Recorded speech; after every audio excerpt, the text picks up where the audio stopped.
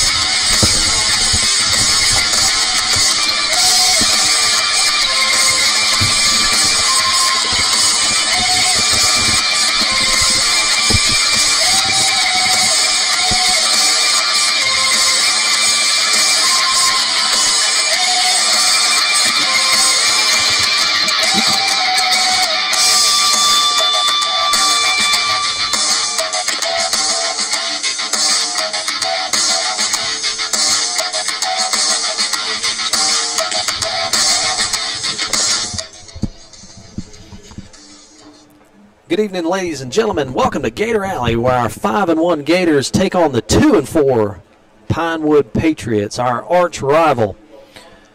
We've all seen our fair share of the hurricane that came through on Wednesday and Thursday.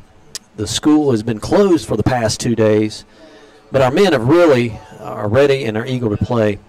I'm David Beaubien, alongside the best colored guy in the business, John Mulherin, and the best set of eyes, our spotter, Alan Crooms, who hadn't showed up yet. We hadn't seen him. But he'll be here in a little bit. Last week, our Gators took it on the road to Milledgeville, where we were the host. They played a great team up there, John Millage, number 1 ranked Trojans. We lost 29-14. We were statistically even with those guys all the way up there. But as they say, we don't play the game on paper. But it basically came down to field position and one big play. This week, our arch rival Pinewood has come into town from Belleville. This is a rare rematch because we defeated them in the very first game of the Irk Russell Classic, 42-8. Would that be called week 0 or week -1, or what would that be, David? That's officially called week 0. I hear you. But we were missing several key players in that game, and that game really didn't count as a region game. But this is the one that matters. Pinewood is, like I said, 2-4. They had a win over Augusta Prep and also Bethlehem Christian, but they lost to Frederica 39-16. John, we welcome you back. Last week you were at the beach, I think. Is that right? I was. I missed the away game, but glad to be back here in Gator Alley. Yep. And Philip Brandon was able to help us out, so we appreciate Philip, who actually came down from Clemson to help us out. So our Bulloch Academy Gators 5-1. John, we had a little bit with the hurricane that came through on Wednesday and Thursday. The school has been closed. We came back to school actually today. The power got restored late Thursday, and everybody got to come back in, and we got a football game tonight. Well, and I know we missed at least one day of practice this week, but this time of the season, that might not be a bad thing, David. Let the guys rest a little bit, get their mind off of it. This was if you look at it, you're 5-1. You've got hopefully several more games to go. So this might be the midpoint of the season, if you will, and to be able to take a day or two off is probably pretty good. We got the Augusta Association of Football officials here: referee Dominique Eubanks, umpire Kelvin Lampkin, head linesman George Lee, linesman Martin Session, field judge Sean Eubanks, side judge Ernest Dunson, and the ECO is Miss Becky Ryan, who's to our left, John. Yes.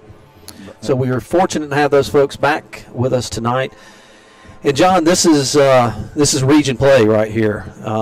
We've got to take care of business tonight against Pinewood. Pinewood's been a little down this year, but that doesn't mean anything. It's Georgia versus Georgia Tech. It's Georgia Southern versus App State. It's Pinewood versus Bulloch Academy. Yeah, and on top of that, it's guys right down the street from you. You want to play, and this is the time of the season, David, that you got to start playing well. And I'll get into this a little bit later when we talk about the keys to the game. But this is these kind of games that you play on your schedule. You want to take care of. You want to take care of business. You want to start hitting on all cylinders. You start making the run toward the end of the season and hopefully into the playoffs. And for Bulloch Academy, all that stuff's great. It's it's your crosstown neighbor kind of thing. It's Georgia Southern, App State, or whatever it may be. More importantly, you got to take care of your business, and hopefully the Gators can come out here tonight and do just that. So a couple notes of interest here before we get started. We'll go through the starting lineups and captains of the game. But next week will be another busy week for our Gator football teams. Our undefeated JV Gators will take on GHSA Class A powerhouse Calvary Baptist on Thursday at 5:30. On Friday, our varsity Gators will travel to Dublin for a very important region game against Trinity. So please come out and support all of our Gator football teams. Our 2018 cross-country team has had a great season, and they're preparing for the region meet. Monday, October the 15th, John, our Gator runners will compete in the region meet hosted here at Bulloch Academy. Good luck to all the competitors at the region meet. And then we'll talk about softball a little bit later. Coach Kyle Chambers will be with us at halftime. Booster news, please consider joining the Bulloch Academy Athletic Booster Club. We've got a lot of different levels that you can join. And, of course, the proceeds from the Booster Club go to boost the BA Athletic Department. We got winter sports coming right around the corner with basketball and wrestling. So make sure you get your join the Booster Club so you can get your card and everything. Dave, one good thing about the track meet here, we haven't had to use our tennis shoes in a long time. That's right. And we don't run like that anymore. So it's good that we got these young athletes. We really come out here and support these young athletes when they come out here and run. It's really fun to watch. That's right. It's fun to participate in too. Uncle Shugs, we want to thank Uncle Shugs for providing our Gators their pregame meal tonight. Gator Nation, please go by and visit any of the 3 locations of Uncle Shugs, Chicken Barn or Uncle Shugs Barbecue Place or Uncle Shugs on Main to return the support they have given our Gators.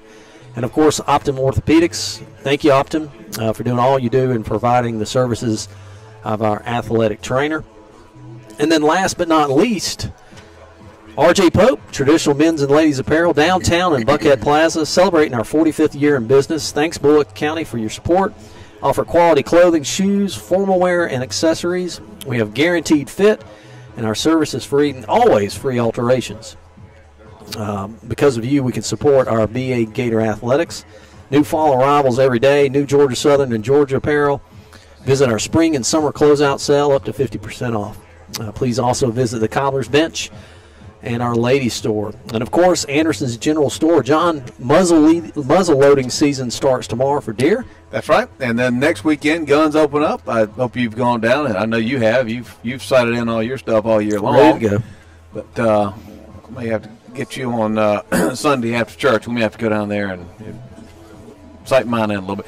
Looks like some clouds rolling over today, but it's actually the smoke from the tunnel. And reminds me, nice cool evening this evening. Reminds you a little bit of Halloween. Are you going to be Larry, the Dr. Pepper guy, again this year? No, I'm not. That's gone. That is gone. You got a new one, though, I'm sure. I think on October the 31st is a very special event that we are going to be attending in Augusta. Is that right? That's right. That's right. Robert Earl Keane and Lyle Lovett will be at the new and improved Miller Theater downtown Augusta. I don't know. I would hope that Larry would make an appearance. You never know. You just never know. But going back to Anderson's General Store, they've got the best selection of work and hunting boots in the borough. Homecoming headquarters for Ray-Ban and Costa Sunglasses. Great selection of hunting supplies, tree stands, deer scents, calls, and duck hunting gear. Clothing from Columbia, Carhartt, and Drake. Big Green Egg and Traeger grills, and a large selection of sauces and rubs. Large selection of T-shirt, hats all about the South, Live Oak, Habo, Southern Fried Cotton, Yeti, and Yeti tumblers. And we're going to take a quick break here, then we'll be back. Keys to the game with John, starting lineups, our national anthem, and our prayer. So stick with us. 1 minute break. You listen to Bulloch Academy on the YouTube Sports Network.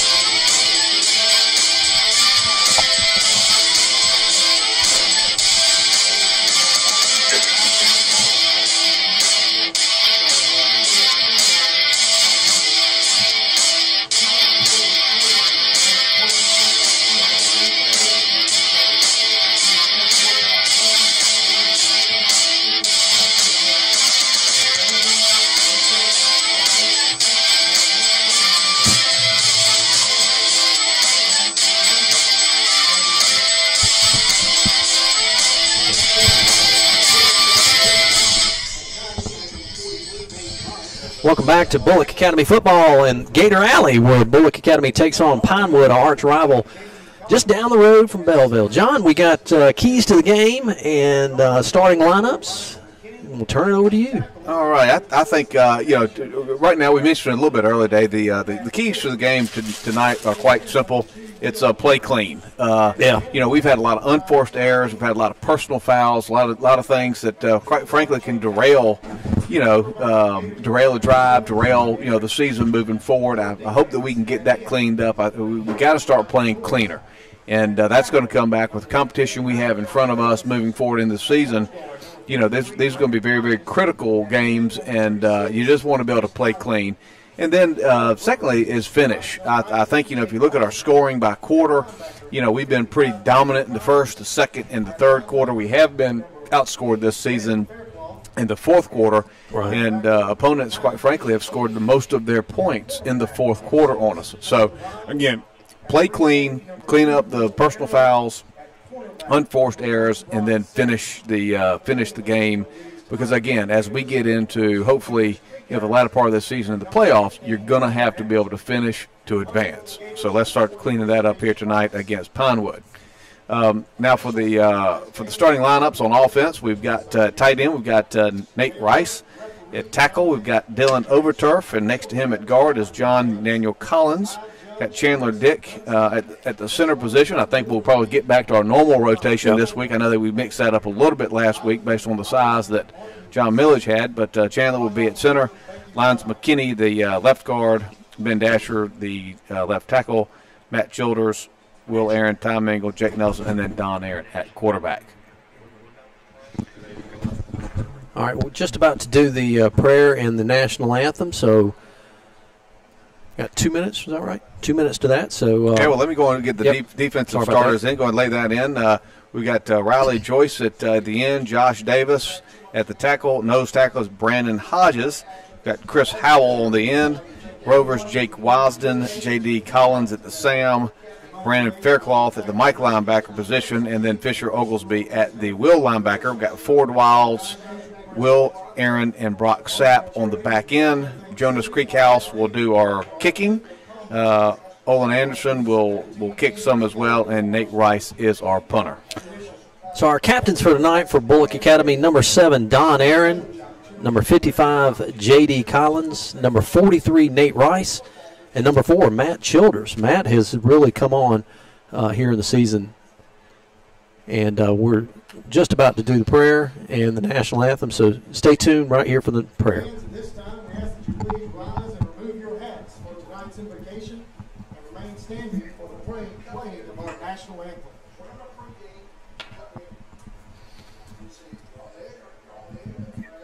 Dear Lord, thank you for your many blessings. Thank you for the schools represented here today and the ability to come to you in prayer. Tonight we ask a special prayer for our friends in the Florida Panhandle, throughout Georgia, and especially for those locally impacted by Hurricane Michael. Please comfort all those affected as they attempt to rebuild that which they have lost. Dear Lord, we also ask a special prayer during tonight's game that you keep our players, cheerleaders, officials, and fans safe from injury tonight and throughout the remainder of the season. We ask that both of these teams use the talents that you have given to them to play to the best of their ability and with good sportsmanship both on and off the field. At the end of the game tonight, Lord, we ask that you provide safe travels for all who are here as we head back home. We ask all of these things in your precious name. Amen. And now the national anthem.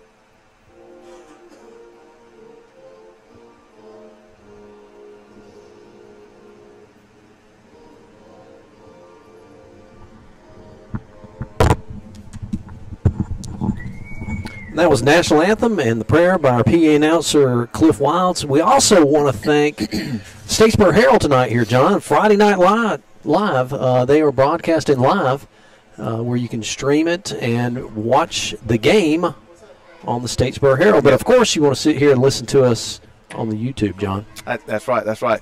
A couple of quick hits, I should say, here about Pinewood down the road here in Belleville, Georgia. This is one of the teams, Dave, that actually does have a good number of players, and golly, look at that, they got a lot of cheerleaders as well. But they got 34 players, but they're sort of young, and you've only got 4 seniors, 8 juniors, 12 sophomores, and 10 freshmen. And, it bodes well for things to come here in the future, future years. I know they're a little young this year. They're a little bit down, if you will, at 2-4. But, again, they have a lot of guys on the team, and most of them are younger. 2 guys to watch tonight, Mick Watson. He's the 6'1", 170-pound quarterback. He is a freshman, but I remember from our first game, he played really, really well. He was able to escape the pocket. And he's the coach's son. Head coach is Keith Watson. And Mick's a pretty good-looking freshman quarterback.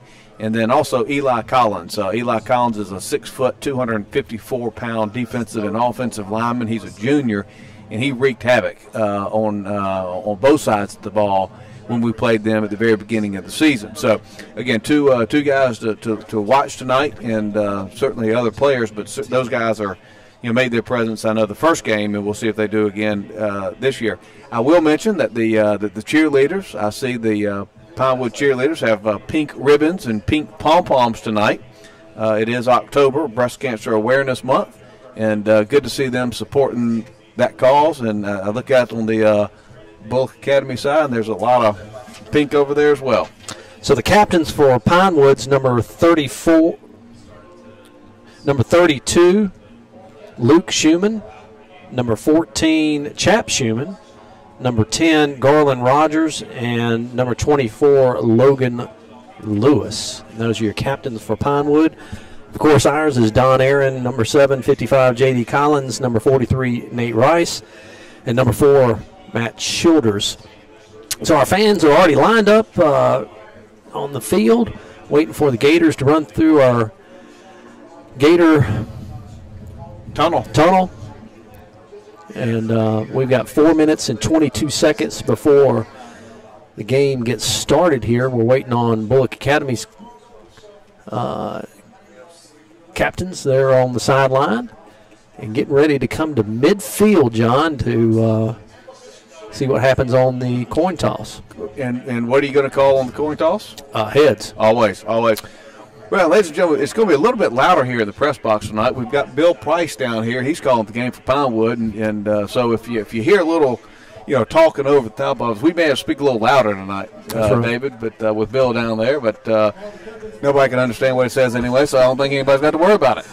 So Bulloch Academy comes out in their green helmets, gold helmets, green tops, and gold pants, and Pinewood is in all white pants, white tops, and I do believe they have green helmets. Green helmets and green letters trimmed out, and I'm hoping that that those white unis are going to have a lot of green on the back. Starting at the back of the shoulder pads and all the way down. That sounds like what might happen if you get hit by a truck or two. Good grass stain. Absolutely. So captains are coming to midfield. And if we win the toss, we always defer. It was kind of neat last week to see that, John Millage, they won the toss, and they decided to accept the ball. They took the football. They took the football, so something a little different. How about this, John? Our spotter, Alan Crooms, is here. Got here on time.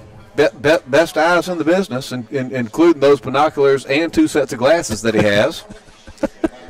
we weren't very sharp on the there is no 34 on the roster, but hey, he's the captain tonight.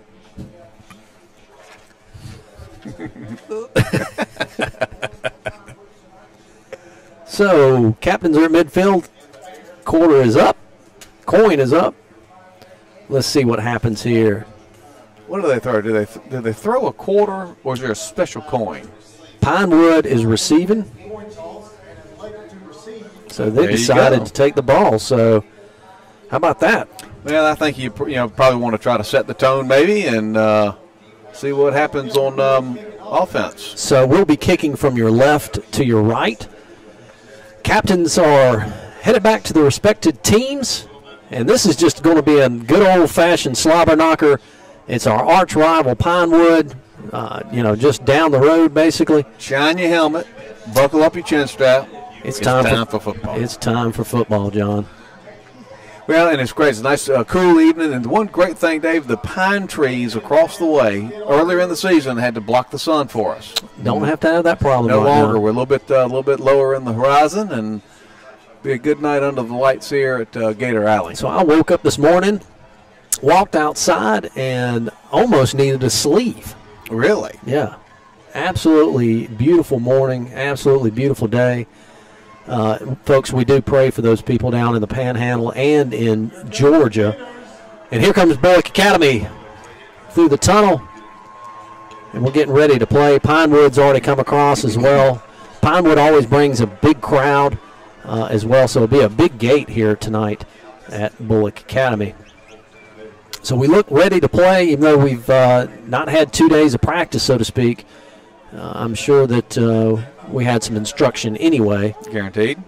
But again, probably not a bad thing. This part of the season, get a day off. Do some film study, things of that nature. But be sort of fired up, ready to play tonight, fresh legs, and get after Pinewood here real quick. So Jonas Creekhouse will be kicking off from your left to your right. Jonas last week really was kicking the ball well. Just about every one of them was almost going into the end zone. So Jonas has really come, you almost want to say a secret weapon, but he is a secret weapon if you can get it deep. And he's been doing a great job. He is the cause of our international broadcast, John. That's right. Have we had the international audience any game but our first game? Well, it is a little late over there it's probably right 2 a.m., but... Yeah. They can go back and listen to it. Yep. Well, hopefully they're still up having a nice beverage. So Bulloch Academy is coming out. Ball will be placed on your 40-yard line. They will be kicking from your left to your right. We need to wait till the smoke kind of clears from the field. Our good friend Walt Garvin is listening to us. He says, I want to hear a lot of touchdown Gators tonight.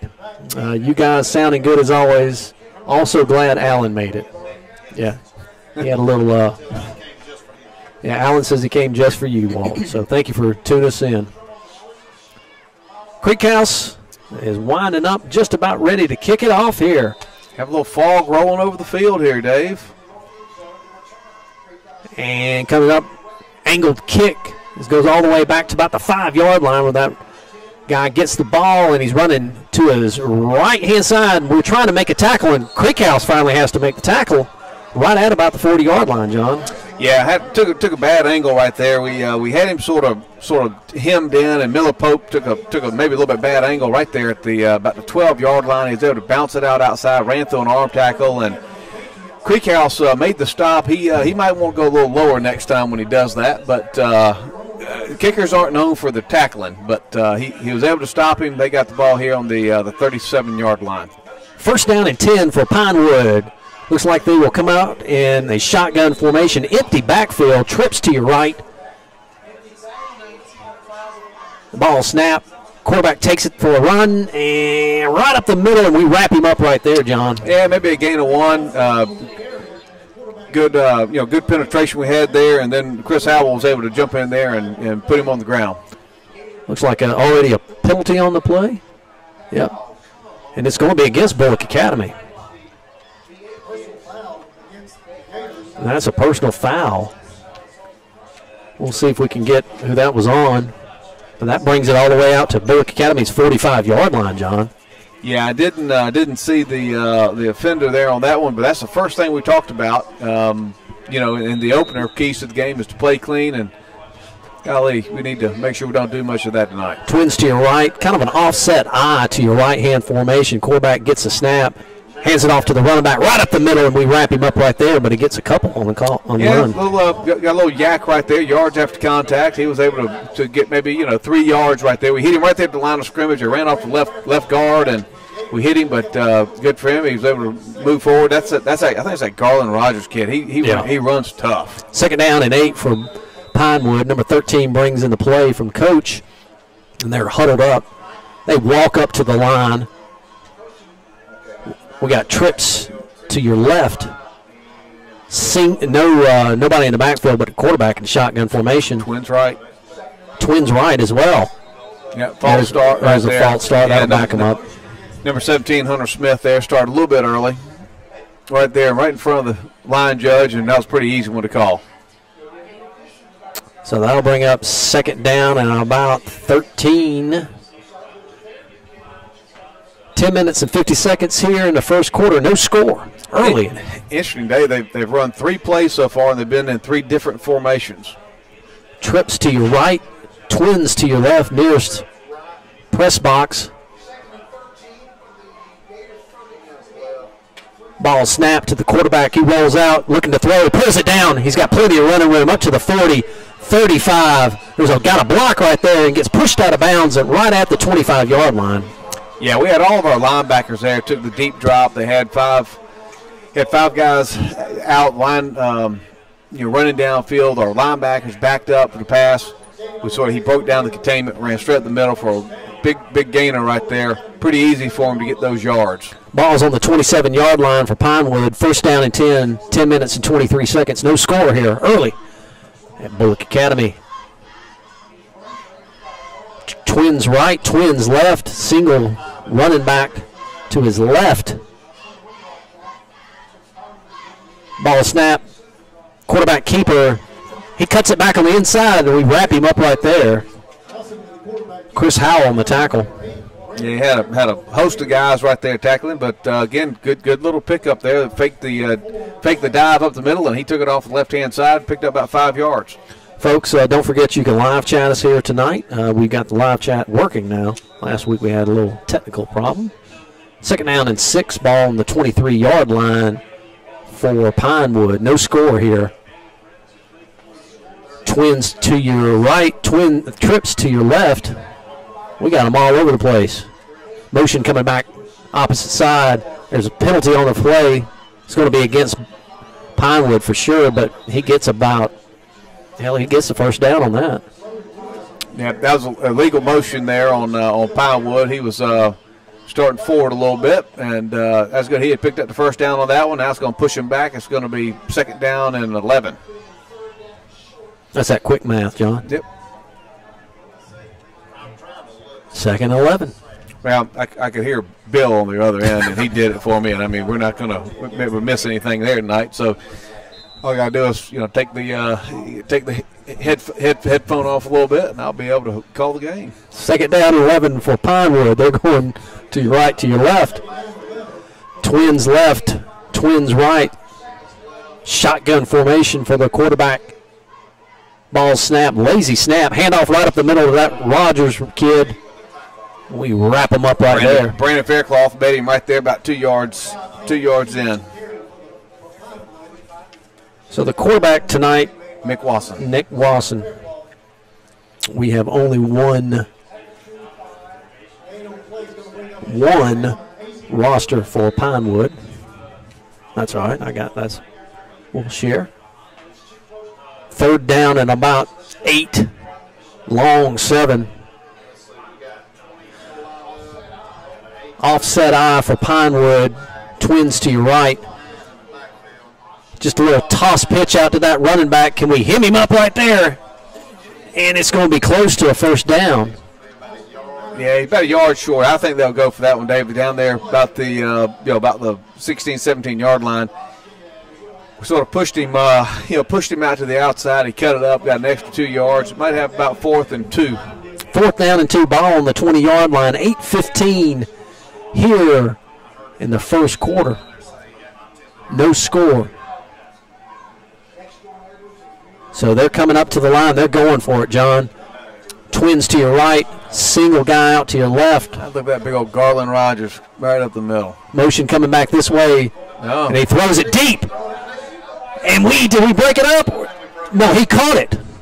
No, we broke it up. Well, we're very fortunate there. We were looking for the dive play. He was about 7 yards wide open in the end zone. Ball's a little late getting to him. And I don't know who our defender was, but did a great job to go up to sort of, get up there. He recovered. He'd been beaten on the play, recovered. I think that was Will Aaron. Yeah, he recovered, broke that pass up, and in the end zone now, first down, Bulloch Academy. So Bulloch Academy will take over on their own 20-yard line. We hustle up to the line. Veer formation. We got twins to your left. Don might be changing the play here. Hand option to Jake Nelson this side. He's got plenty of running room on the 25, the 30, 35, 40. Jake Nelson, and he finally gets knocked down at the 40-yard line. Yeah, great play there. Had numbers, and Jake just had some speed and beat the guy to the corner. Was able to get a good, healthy, almost 30-yard, 25-yard run there. Ball's on the 40-yard line of Bulloch Academy. We hustle up to the line. Veer formation, twins to your left. Hand it right up to Jake Nelson again. It makes one guy miss.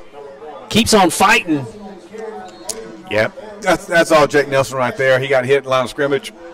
He just he got pushed the ball. About four guys ended up hitting him a nice gain of 4 yards right there on first down. Yeah, refused to go down. Absolutely, tough run. 45-yard line of Bulloch Academy, 7:02, no score here.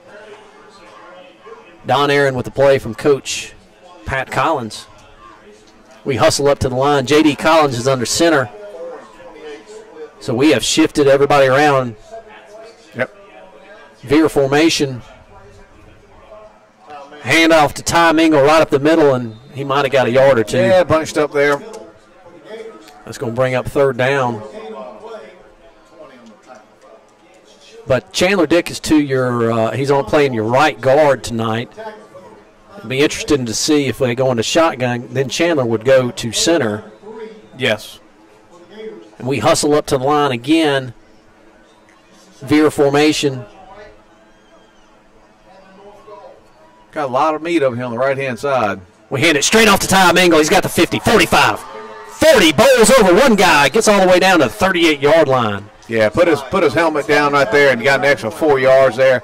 He likes that. Get him fired up there. Put a little mark on his helmet.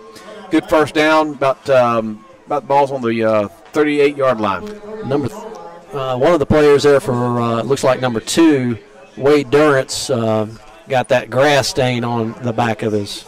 Yeah. He didn't like that one. Ty won that matchup. First down and 10. Ball's on the 38-yard line of Pinewood. We're knocking on the door.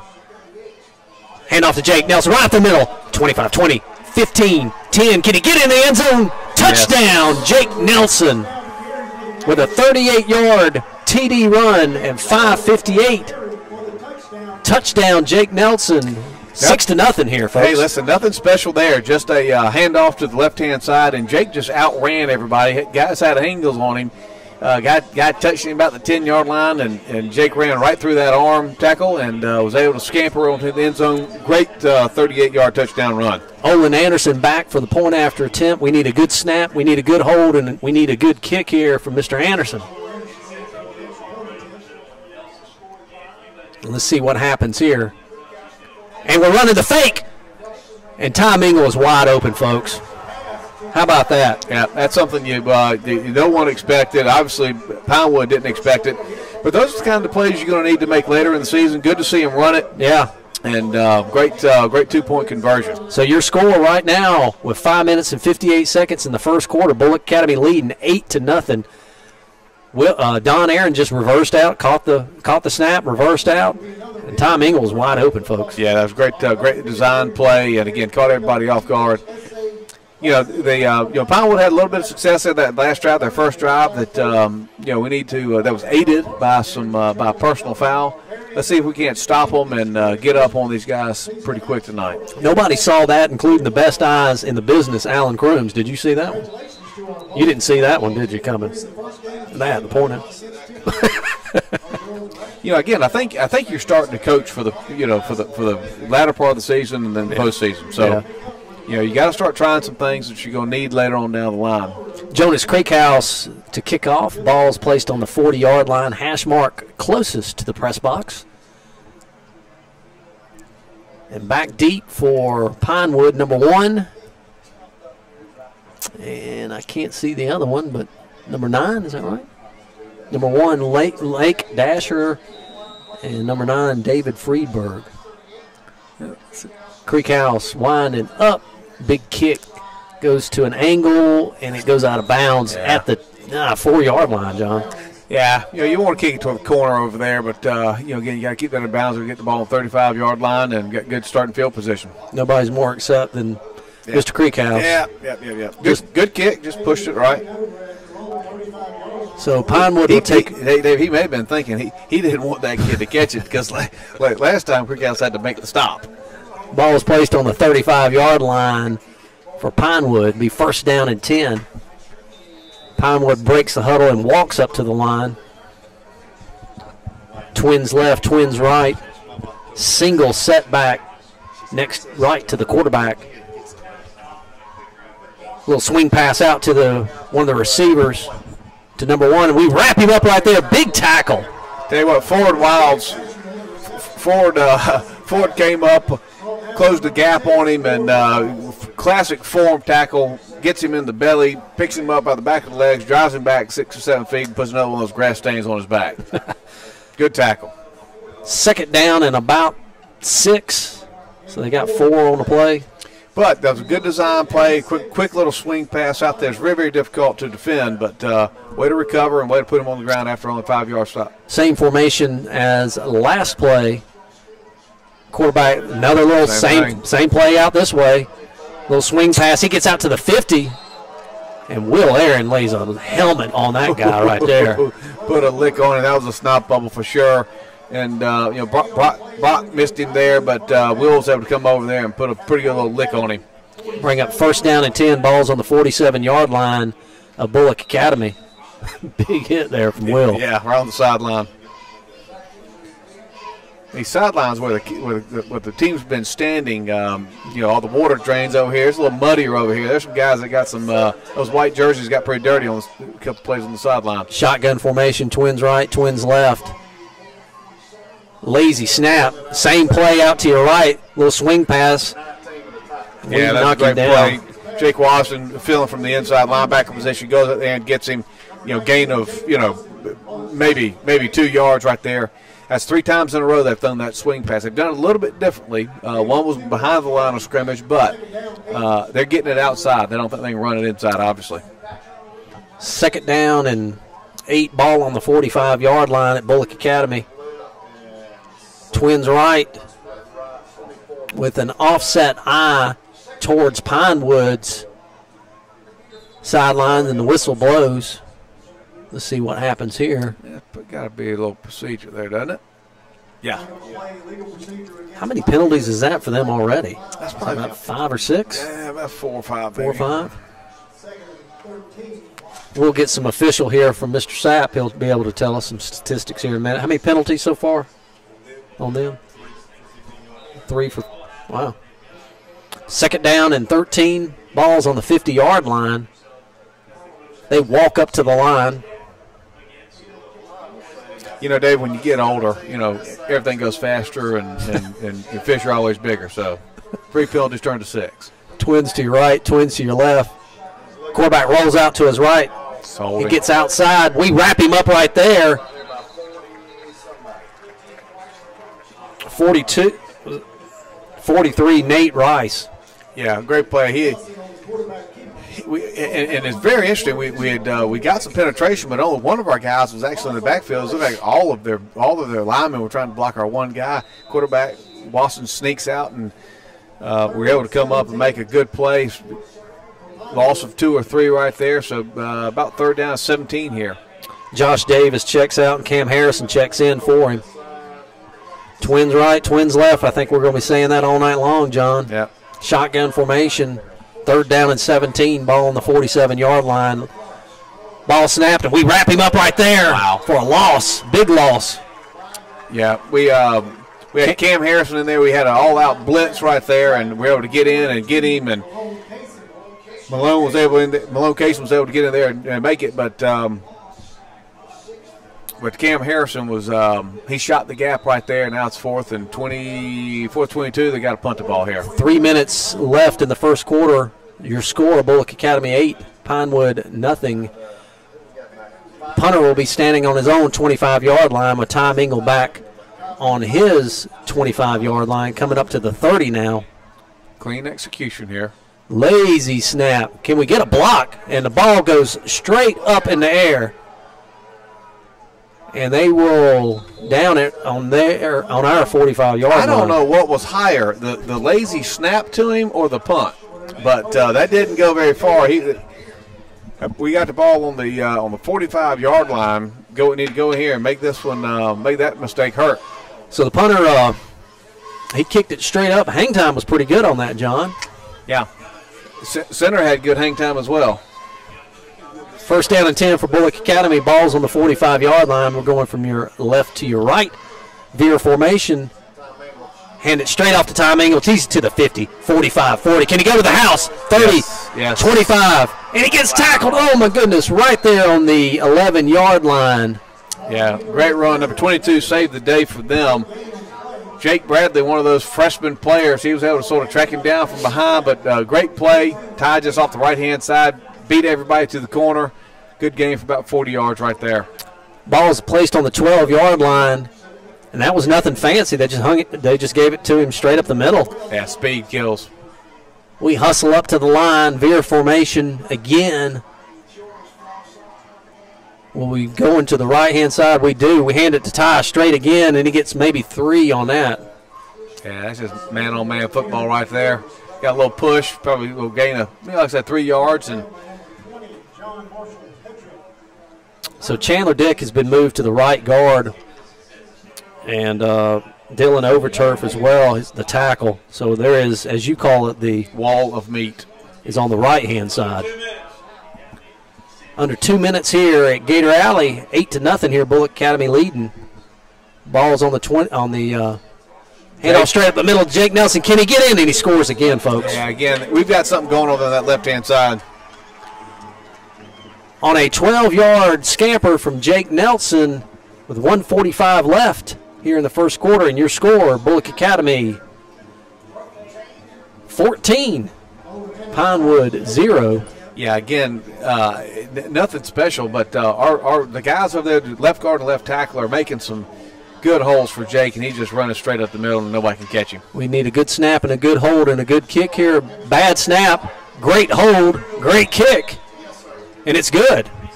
15-0 here, folks, with 1:45 in first quarter. Bulloch Academy leading 15-0 over Pinewood. That's why you take advantage of a bad punt.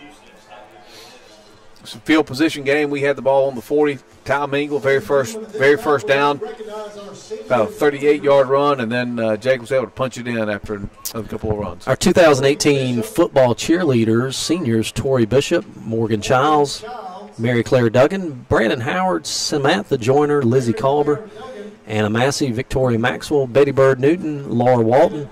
Our juniors, Emmy David, Kate Fortune, Audrey Hodges, and Anne-Marie Merrill. Sophomore, Lauren Lanier, Isabel Toms. Freshman, Avery Beaubien, Katie Cowart, Beverly Hopkins, Lauren McKinney, and Tressa Roundtree. And Kim Burnett does an excellent job with our 2018 varsity football cheerleaders. Those young ladies do a nice job. They work hard. Creek House has the ball placed on the 40-yard line. Hash mark closest to the press box. 1:45 here in the first quarter. Bulloch Academy leading 15-0. Big kick again from Creek House. Young man catches it right at the goal line. Stay in your lane. Got a block in the back. Yeah, he got it. And we wrap him up right there and tackle him on right at the 25-yard line, but that's going to be penalized. That's going to come back. It's something that Miller Pope has lost his lane twice there. The player was able to get outside of him. He needs to keep going straight up the field versus cutting down, trying to make the play. If you do your assignment, if you play assignment, particularly on kicks, and people don't realize it, but you have lanes in punting and punt and return and things of that nature. But coaches need to coach him up a little bit, let him stay in his lane. But fortunately, they were able to get that penalty. They turned around and blocked him in the back, pushed him back to about the 12-yard, 13-yard line. He was not swerving in the lane. He was a little bit outside of his lane. What he was doing, he was head hunting. He was trying to go get one of those slobber knockers, and if it works, it works. But stay in your lane, do your assignment, and stop them. Quarterback in the shotgun formation, hands it right off to Rogers, right up the middle. We wrap him up right there. Tough hit, tough run, tough hit right there. Cam Harrison on the tackle. Cam's come in a couple plays and stuck his helmet in there, done a nice job. Ball's placed on the 11-yard line. Minute 19 seconds left here in the first quarter. Your score, Bulloch Academy 15, Pinewood 0. They're in the huddle and they walk up to the line. Yeah, you don't like seeing that. Twins to your right, shotgun formation again. I doubt he'll get in the underneath the center at all times. He rushes out to his right, looking to throw deep. Oh, and yeah, good throw, good catch.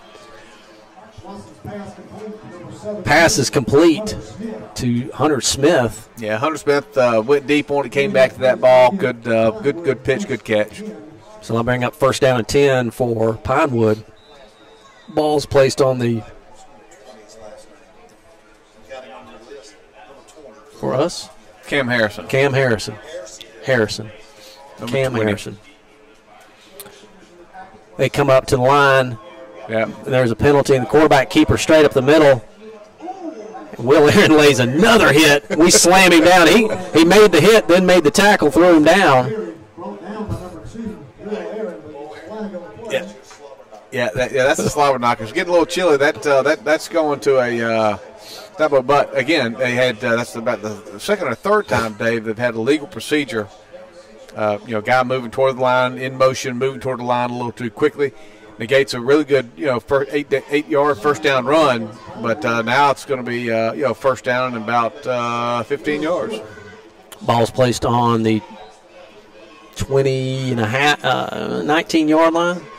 Let's see if they can get this off before the first quarter ends. 19 seconds left here. Twins to your right. Motion coming back the other side. They hand it off, and quarterback keeper again. And Jake Nelson comes up and wraps him up right there. Yeah, great. With Brock Sapp. That's going to be the end of the first quarter, but great play for Jake. Jake came up from his rover position and put a hat on him, gained about 4 yards. So at the end of the first quarter, your score, Bulloch Academy 15, Pinewood 0. Let's take a 30-second break. 30-second break. You listen to Bulloch Academy on the YouTube Sports Network. 30-second break.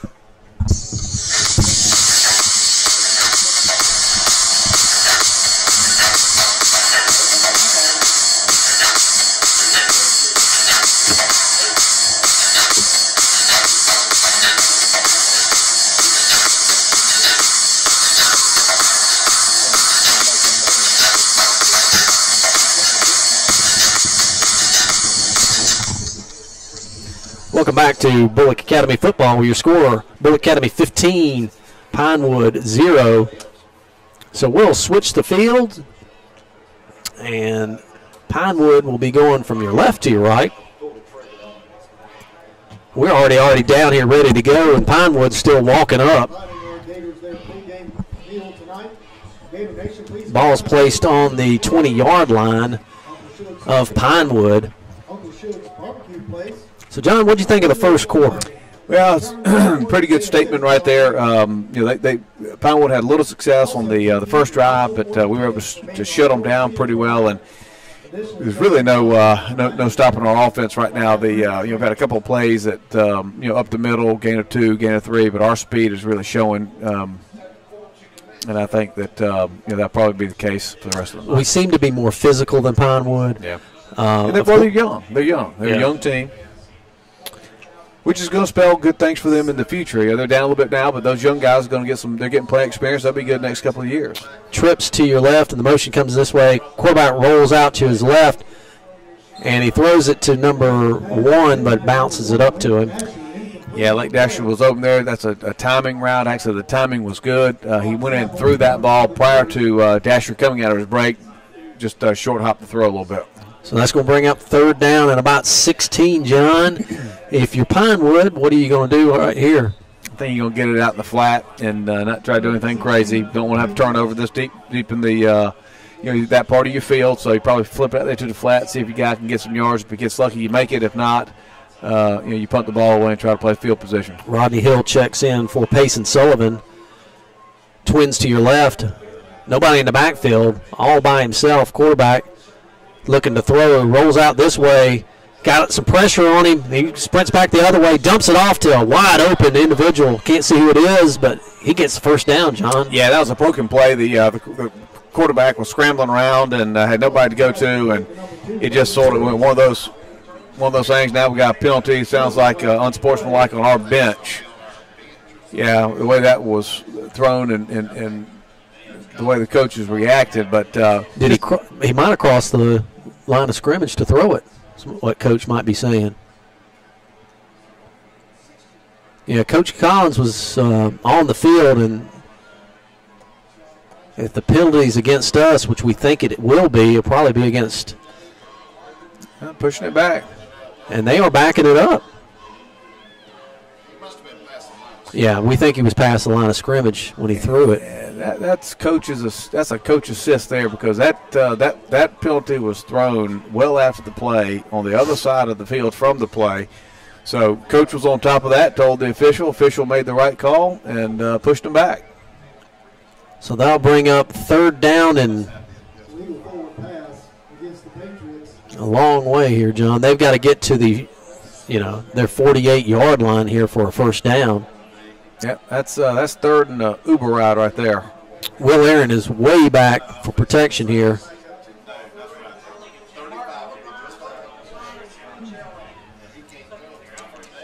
Ball will be placed on the 15-yard line for Pinewood, and referees are still together discussing. Third and 33.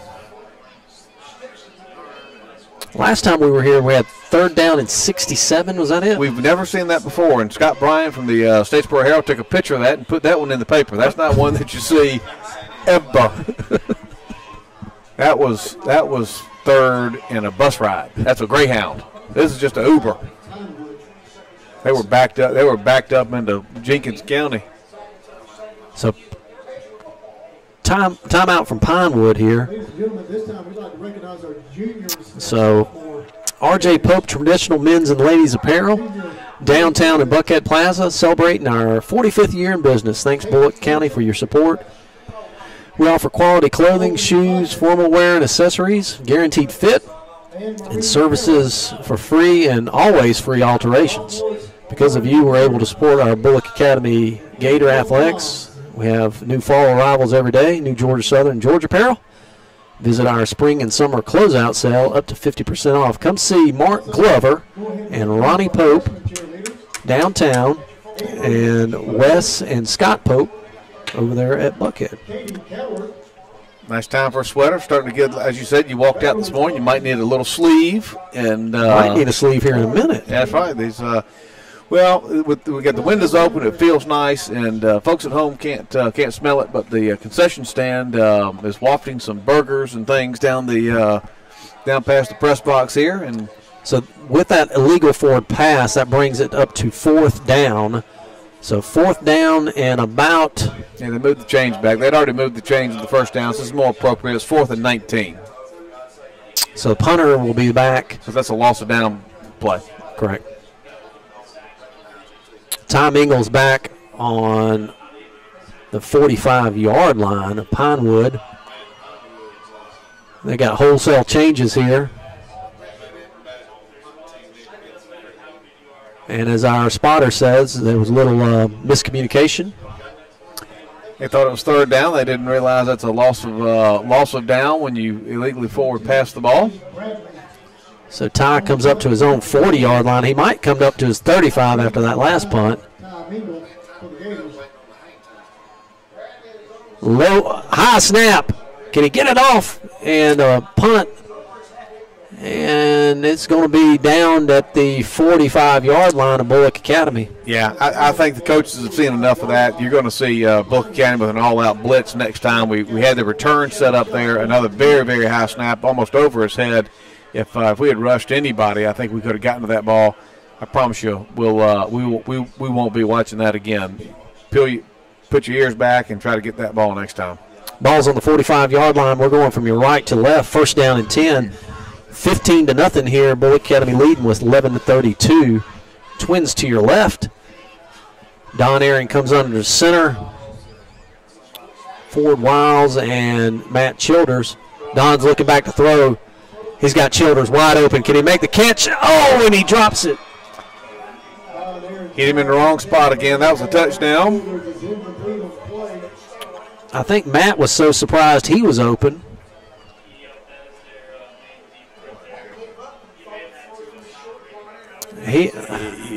That's one of those where you just it stays in the air for so long and you're so open you think about it too much. 2nd down and 10. We hustle up to the line. Good throw by Don. Yeah, great throw. You got to make that play. That's going to be important here coming up these next several games. Oh, we got a false start right there, and flags come everywhere. Jake started a little bit earlier there. It's going to back us up 5. It's going to be 2nd down and 15. Legal procedure.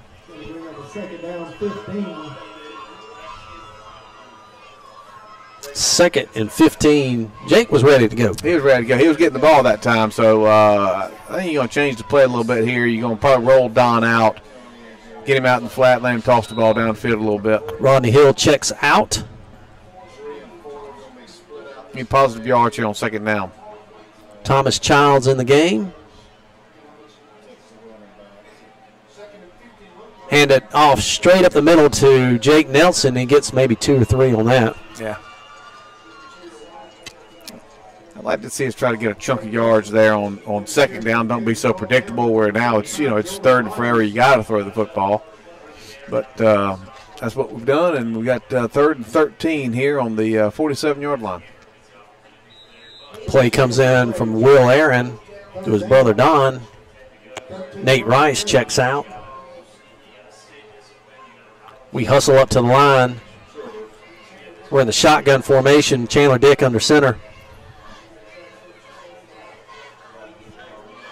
Ball snap. Don rolls out this way, looking to throw. May pull it down. Looking to throw. And he gets tackled right at the 46-yard line. Yeah, had good coverage downfield there, Dave. He had an opportunity to maybe try to turn it up. I don't think he would have made the 13 yards. He realized that, so he tried to stop and see if the player could break free, but couldn't do it. Good coverage downfield. 4th down, we're going to punt the ball away. So Nate Rice back to punt it. And, that play, it just that whole series right there with the drop pass to Childers just kind of took our wind out of ourselves. So we need a good snap here and a good kick from Nate. High snap, almost over his head, but he catches it. Low spiral. Got a good bounce. Got the reverse coming back this side. You can see it coming. Oh, he fake reverse. And we finally tackle him about the 35-yard line. But if they would have executed that reverse, he's wide. He would have been still going. That would have scored a touchdown. Got a penalty over there on the far side there where the tackle was made. But penalty on the play. Maybe a block in the back. And listen, that was very difficult to execute that because it was a bad snap and it was a spiral. Looked like a spiral, a low spiral. Looked like a cut 2-iron instead of a 9-iron shot that lands there soft. But he was able to field that ball cleanly, fake reverse, but penalties against him must have been a block in the back that we couldn't see this far over. But to that personal foul, that's 15 yards. So that'll back them up a good bit here. Yeah, that was blocking the back from the spot of the foul. So that pushed them back. That's a 25, 27-yard penalty there. So let's see where the spot's going to be at. They'll take over 1st down and 10. 7. Ball's on the 7-yard line. Shotgun formation again. Twins right, Twins left. Motion coming back towards their bench. Low snap. Handed off to Warren right up the middle. Just kind of a jet sweep. He gets the 1st down and then some. Yeah, good gain. He's almost to the 30-yard line there, it looks like. Gain of 23 yards. Fisher Oglesby on the tackle. Maroon Kaysen checks in for Bulloch Academy. Chris Howell checks out. They walk up to the line. First down and 10. Ball's on the 30-yard line. Your score, Bulloch Academy 15, Pinewood 0. Motion coming back this side. Little jet sweep again to the motion guy. We wrap him up. Great tackle there. Yeah. See who comes up there.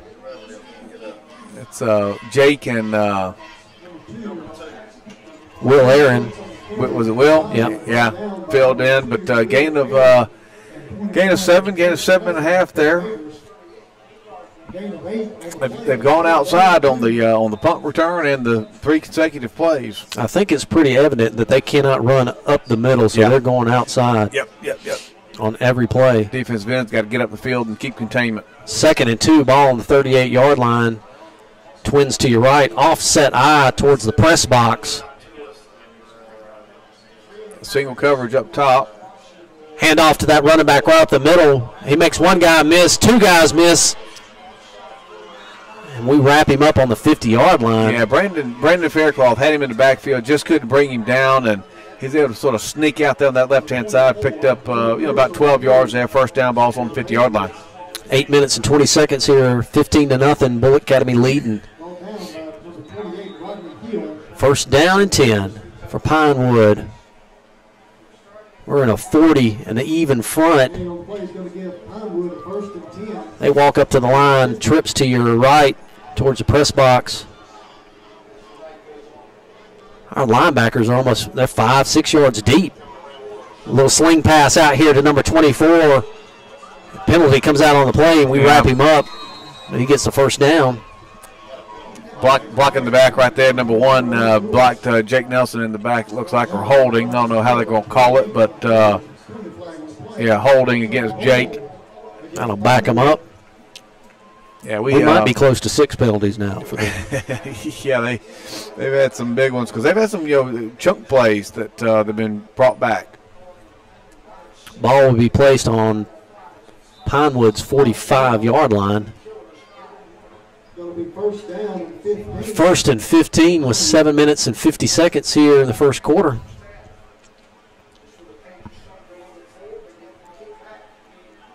Taking a lot of time here for Pinewood. Yeah, let's see if we can figure that out. We need to do something here and stop them from getting to the outside. See if coaches can call something up for us.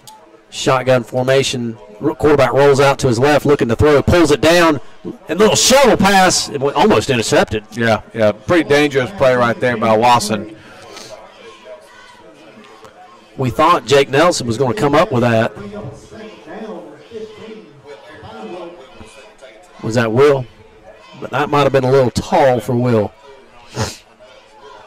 Yeah, and I don't really know who he was trying to throw that to because there's a lot of green shirts back there, not a lot of white shirts he was throwing that to. Very dangerous play. 2nd and 15, balls on the 45-yard line of Pinewood. They walk up to the line. Offset eye to Pinewood's bench. A counter option. Quarterback rolls out to his left, throws it downfield, and overthrows him. And that'll be incomplete. Yeah, had pretty good coverage there. He had to try to sneak it in over the top of Jake Nelson. And Jake had good coverage on the play and had to throw it high, incomplete, got 3rd down at 15. World's best booster guy, Will Wren. My goodness, you taking orders too? Good, thank you. 3rd down at 15. I don't think Will has anything I can eat in there. A water? Yeah, water. Waiting for halftime, waiting for my snack. Got twins to your left, twins to your right. They're taking an awful lot of time here. Little sling pass out here to number 1 again. And he tries to hurdle somebody and gets knocked in the head. Yeah, we almost had that. Brock Sapp had it where Brock almost knocked that ball down, that little sling pass, but not enough for the first down. It's going to be fourth and a long 8. They're going to punt the ball, and Tom Ingles going to be back around his 15 or 12-yard line. Let's see if we don't go try to rush the punter here because they've had 2 bad snaps in a row on the punt, and let's see if we don't try to put a little pressure and knock this ball down, block it, and get good field position. So the punter will be standing on his own 37-yard line. Tom Ingles back I'm not going to say deep. High snap. If we can put some pressure on that guy. Yeah. He got one off, and it gets a Pinewood. Yeah, that's a personal foul right there. Ty Mingle gets nailed while he's trying to possibly field that ball. Yeah. And that's going to come back against them. Yeah, who was that, number 3 on them? Hey, folks, I'll read this a little bit later here, but Henry Horton, want to thank you for listening in tonight. Go Gators. Appreciate you, Henry. Call Brad David with Coldwell Banker Tanner Realty for all your real estate needs. If you're looking for land, need commercial property, or searching for that dream house, he has you covered. This week's feature property is the newest development, the 1947 at Forest Heights Country Club. And we come up to the line. I'll read that in just a minute here. 15-yard personal foul. 25-yard line. Ball's on the 25-yard line and penalty flag. Yep. Illegal procedure against us. No, offsides. The offsides against Pinewood. But the development at 1947 at Forest Heights Country Club, now pre-selling beautiful home sites located adjacent to the 14th hole on the golf course. Call Brad, or for more information, visit www.1947fhcc.com. Thanks, Brad. We appreciate you. We hustle up to the line.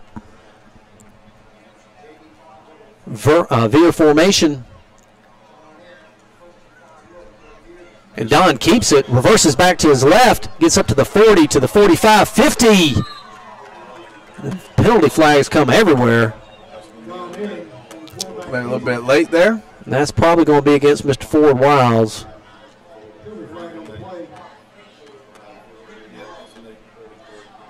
That might have been a block in the back.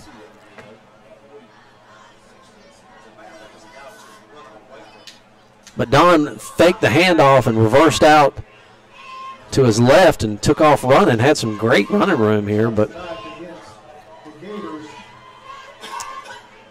yeah, that's a spot of foul penalty. It'll still be a first down. Enough for the first down there. So that ball on the 39-yard line, 1st and 10 with 6:44 left to go in the half. Bulloch Academy leading 15-0. Don Aaron with play from Coach Collins. We hustle up to the line. Love to see that. Davis and Childers split wide right. Don looking to throw, dumps it off to Childers. And he dropped it right there. Yeah, he had an opening at flat, and good play, good design. Got to concentrate, got to pull that ball in.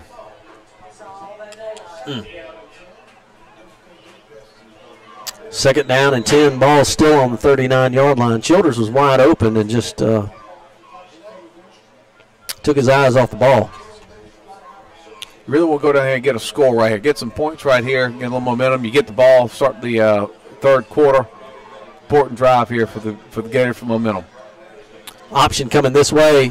Flips out to Jake Nelson, cuts it back inside. He's got the first down across his midfield. Yeah, nice little cut back there. Jake sort of timed up the block a little bit, was able to sort of cut back to the inside. Nice little run there, and picked up an extra 4 yards for the first down. That kind of looked like J-Bo Shaw when he took out and kind of went off to his option to his left. Yeah, he did.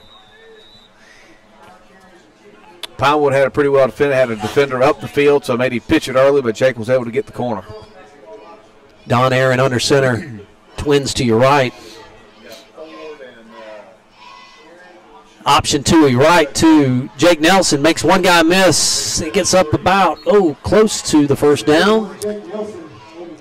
Yeah, same play, just to the right-hand side right there. Great block by Will Aaron. Will sort of turned his guy to the outside, held him up. Jake was able to cut inside that, picked up 7 yards, 7.5. 2nd and 3 here, and good little run. Just same play to the opposite side. Rodney Hill checks in, and Will Aaron checks out. With 5 minutes and 30 seconds left here in the second quarter, Bulloch Academy leading 15-0.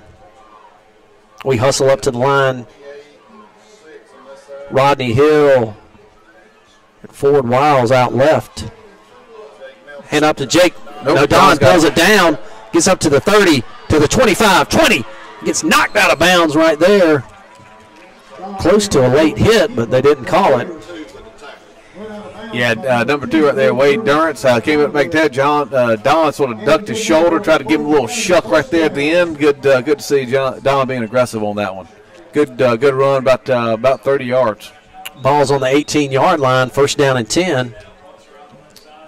We can get a first down before getting into the end zone, but we are in the red zone. We hustle up to the line again. 5:09 left in the half. Got plenty of time here. Run your offense. Twins to your right. Option to Jake Nelson again. And there's a penalty on the. Yeah, it's going to be holding out there on us on the side. Dylan Overturf blocked his guy right at 15 yards down the field. Yeah, I think this is going to come back 10. We were out of the red zone.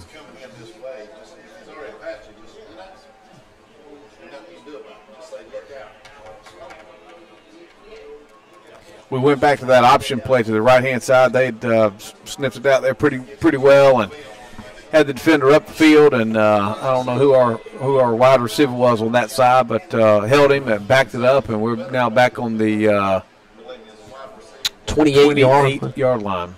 Bring up first down and 21. 4:48 left here. Motion coming back this side. Jake Nelson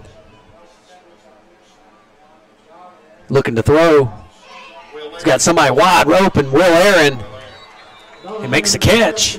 Yeah, great little seam route right there. Just so it goes straight down, looks into the inside. Don threw that on the money. Picked up a great, great chunk of yards there. It's now going to be second down and maybe 4. Good chunk play right there. 4 minutes and 16 seconds here before halftime. Bulloch Academy leading 15-0. We come up to the line again. Thomas Childs out to your left. Childers out to your right. Boy, you'd like to see a slant off of that position. Option to Jake Nelson. Oh, my goodness, he's made one guy miss, gets the first down, and gets all the way down about the 2 or 3 yard line. Yeah, Jake's really setting his blocks up really, really well tonight. I'm very impressed with him. He's pretty shifty, and he's running hard, and he slows up, lets the block develop. He cuts back inside, gets another 3 yards on every single play. Really impressed with Jake. First down and goal. Ball's on the 3 yard line. Now, when we're split out, they got single coverage. We're split out wide to the left. Boy, that's a perfect. Right now is a perfect spot to throw that slant. We're not in that formation right now, but I think that's open for us later tonight. 2 tight ends, veer formation, straight up to Ty Mingle, and he walks in with 3 minutes and 21 seconds on a 3-yard touchdown run by Ty Mingle. Your score: Bulloch Academy 21, Pinewood 0. Good statement drive right there. Had to overcome a big penalty, holding out there on the right-hand side, but we're able to overcome that with a great chunk play to Will Aaron and punch that in. Momentum drive, and we do get the football. We got 3 minutes and 21 seconds left, but we do get the football to start the third quarter as well. Olin Anderson back to kick. We need a good snap. We need a good hold and a good kick. All 3. And the point after tip is good. Your score with 3 minutes and 21 seconds. Bulloch Academy 22. Pinewood 0. Good drive right there. All right, let's see what Jonas can do here with the kickoff. 2 kickoffs ago, he had to make the tackle. Last kickoff, he kicked it out of bounds because he didn't want to make the tackle. Let's see if he can't just put it out the back of the end zone on this one. At halftime, Coach Kyle Chambers will be here, softball coach, to give us an update. But next week we will be at Trinity for a very important region game. Come out and support our Bulloch Academy game, football team. And our undefeated junior varsity Gators will take on GHSA Class A powerhouse Calvary Baptist on Thursday at 5:30. Our cross-country team had a great season, prepare for our region meet on Monday, October 15th. The Gator runners will compete in the region meet hosted here at Bulloch Academy. Good luck to all our competitors at the region meet. Uncle Shug's, thank you for your pregame meal. Go by and visit all 3 of Uncle Shug's, the Chicken Barn, barbecue place down in Brooklet, and Uncle Shug's on Main. And please return the favor.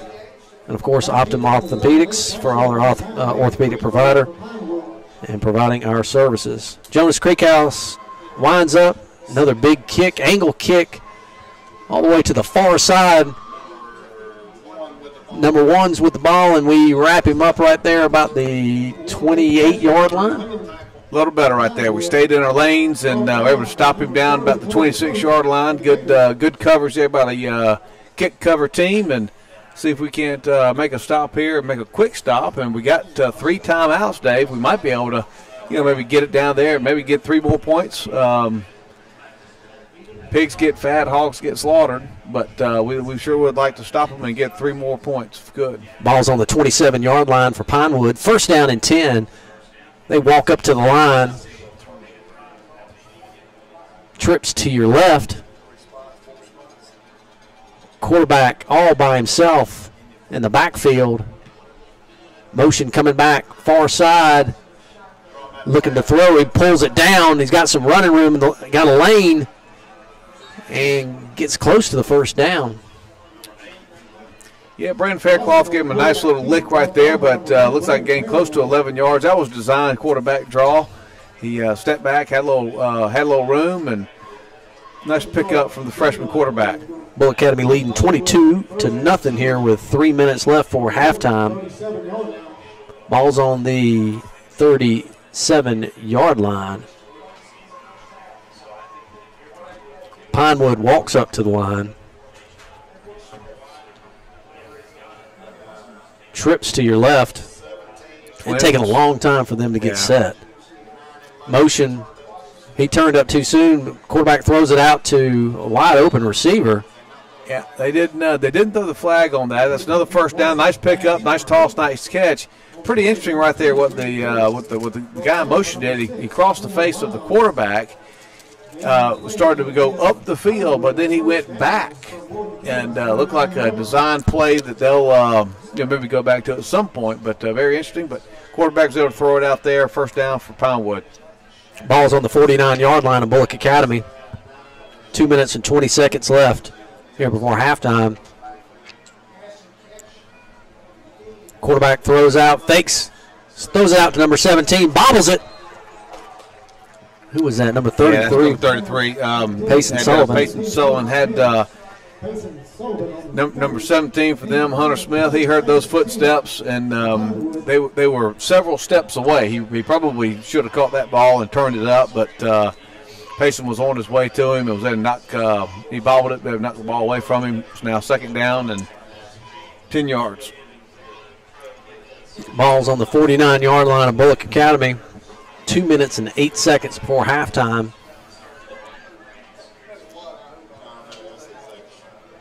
We're in an even front. Look at, we're firing the linebacker, and we do. Quarterback throws it out to that receiver. Gets maybe 6 on the play. Yeah, good pitch, good catch. Defender was right there to stop it. It's all just little quick timing routes is all it is. Yeah. They also don't feel too comfortable. They can't run inside, so everything's to the outside. And ball's on the 44-yard line. Third down and 4. Minute 38 seconds left here before halftime. We're on our even front again. Motion coming back the opposite side.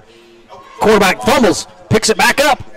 And we miss the tackle, but we knock him down right there for a loss of probably about 5 or 6. Yeah, now it's fourth down and 10. They can't go for sure there at the 50-yard line, but looks like we had a little fake handoff there. The mesh was not good. The quarterback never was able to control the football after that, and we lost down. They didn't push it all the way back to 10, but again, here's where you try to go block that punt, Dave. That's a bunch of bad snaps. We have 3 timeouts. You were hoping you'd call the timeout there. 46 seconds here before halftime. Rodney Hill back deep. Looks like we got more guys up. Let's see if they all come forward. Nope. Coverage. We play coverage again. Lazy punt. Hits a guy right in the back. Hits one of their players. And they'll be down right there at about the 25-yard line with 28.7 seconds before halftime. John, if you're Coach Collins, what do you do right here? You're just going to run it up the middle. Get you got one play, you run up the middle, get to halftime. If you don't go for the punt block right there, you're playing conservative here. So that if you were trying to get 3 points, you would have called a timeout on that fourth down play. You would have gone after the kick. I'm surprised we've not gone after a kick yet. This should be pretty conservative and get into halftime. Shotgun formation for Bulloch Academy. Twins to your right. Don looking to throw. Got plenty of room, pulls it down. Still scrambling. Flag comes out on the field. He gets the first down and gets out of bounds with 19.2 seconds left. Yeah, it's going to be holding against us. Holding against Bulloch Academy. It's going to back us up here. I think right now you might as well go ahead and take a knee and go to halftime. Yeah, that's why we're up here. We comment. We don't coach. But again, if you're gonna be conservative and not go after the punt block and not call timeout, why you throw that ball? You just get into halftime. Yeah, but again, that's why we're sitting here and we're not coaching.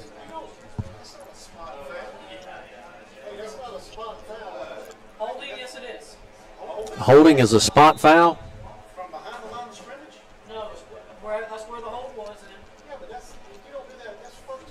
First down and 20. 32. Excuse us. Mr. Marty corrects us. First and 32. We're in the shotgun formation. We flip it out to Ty Mingle. Stay in bounds. Yep. He's still fighting, folks. Tries to take out one of the referees right there. 7.8 seconds. Right at the 15-yard line. Dangerous little pitch there. You backed up to your end zone, little pitch out there to your left, but it worked for us, and we were away from our goal line, and one last play here. Second down and 20, balls on the 15-yard line. We hustle up to the line again. Childers out wide left. Veer formation, and it straight up the middle to Ty Mingle.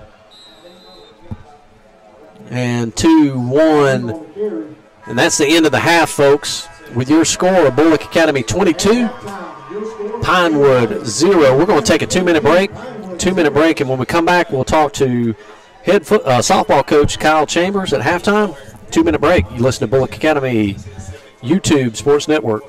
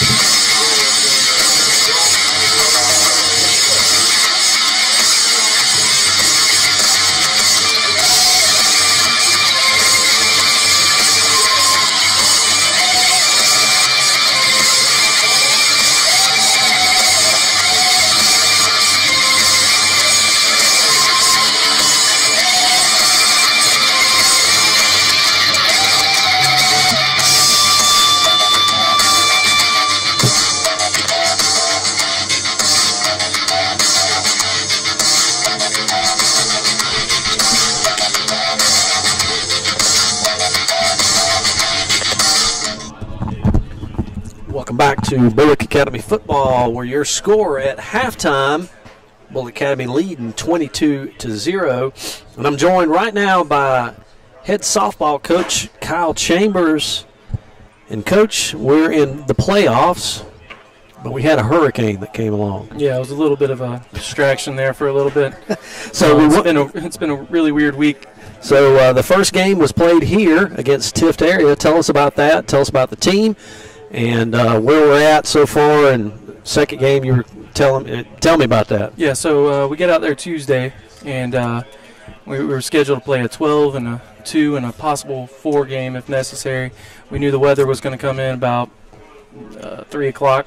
Yep. So we had that in the back of our minds, and we get out there and we go through a little bit of a weather delay to start it. Our field was pretty wet from the night before, and so we invested a lot of money in quick dry. Yeah. Got some people out there to work on it and dried it up pretty well. So we take the first game 2-0.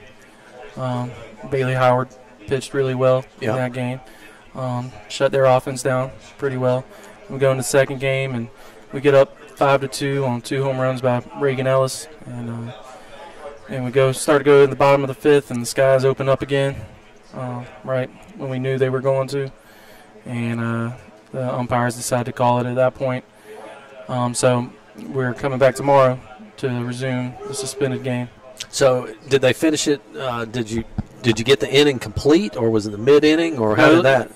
They were the home team. Yep. You know, in the 3-game series, we're the home team the first game.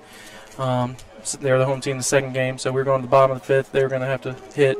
But in the GISA playoffs, you have to finish all 7 innings, right, regardless. It doesn't matter if it's an official game or not. So we have to come back tomorrow. They're going to have to drive 3 hours plus to get here and turn around and play, hopefully, what is 2 innings, if we can hang on to the lead. So that would be tough. Think about Tift area. They're coming back to play 2 innings. Yep. And if they win, then we obviously got another game there. But they lose, we win. Mm-hmm. Then they turn around and go right back. Yeah, but you never know what's going to happen. And I coach baseball and softball, and I've seen some crazy things happen in 9 outs. So I understand. They're going through a lot right now down Southwest Georgia. They didn't have school today. They didn't have school earlier in the week because it was their fall break. Right. And then the hurricane came, so they haven't been in school for about a week. They haven't been able to practice for a number of days. So it's been a really weird week for them. Especially, they got several girls that still don't have power. I checked in with their coach today, and they're in our thoughts and prayers. But I think everybody's safe, from what I can tell, down there. And that's the most important thing. Right. And so I'm guessing some of those girls just want to get back to normal and play some softball, and I don't blame them. Well, so tell us about the first game. Tell us how that came about. Winning, obviously, that's always great. But tell us what went on through the first game. Yeah, the first game we came out, our bats, were a little cold. We had a hard time. Their pitcher was a little less velocity than what we've seen leading up to it. We've seen some pretty good pitchers with high velocity leading up. We won 5 out of the last 6 games going into the playoffs, and we were kind of on a roll offensively, and it was a little bit different of a pace for us. Right. So we came out a little slow. We were able to squeak by with 2 runs. Something made the difference in the game. Bailey Howard, like I said, came out. She struck out 9 out of the first 10 batters. Wow. So when you're going into the 4th inning and you already have 9 strikeouts under your belt, you're doing pretty good. They started making contact, about the 4th inning. Started driving some balls into the outfield, and we were able to make plays on them. And our defense has always been good. That's kind of what we hang our hat on, is defense and pitching. So we were able to squeak by that one, luckily. So the second game, right? You said Reagan Ellis had how many? You said she had 2 home runs. 2 home runs. 2 home runs. 1 to left center field, and 1 to right field. And then she got intentionally walked her 3rd at bat. I didn't think smart play. Yeah. But she's throughout the season has been a constant for us. Has constantly been our best hitter. Really one of the best hitters in the state of Georgia.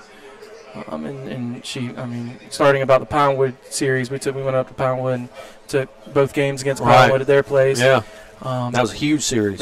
Yeah, and she, I think, went 4 for 6 in both games.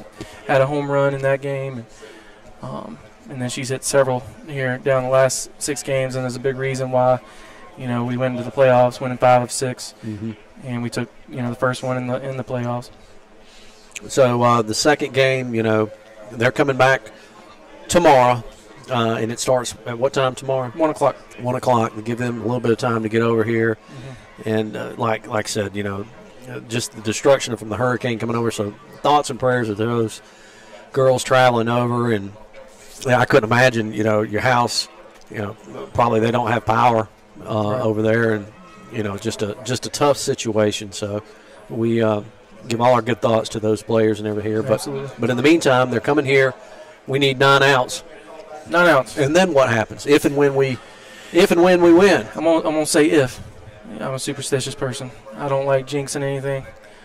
So if we win and get those 9 outs, then we would turn around and play Valwood on Tuesday. We would go up Monday night, spend the night in Valdosta, and probably have a practice at one of the local schools around there, and then play 10, 12, and 2 if possible, or if needed, on Tuesday.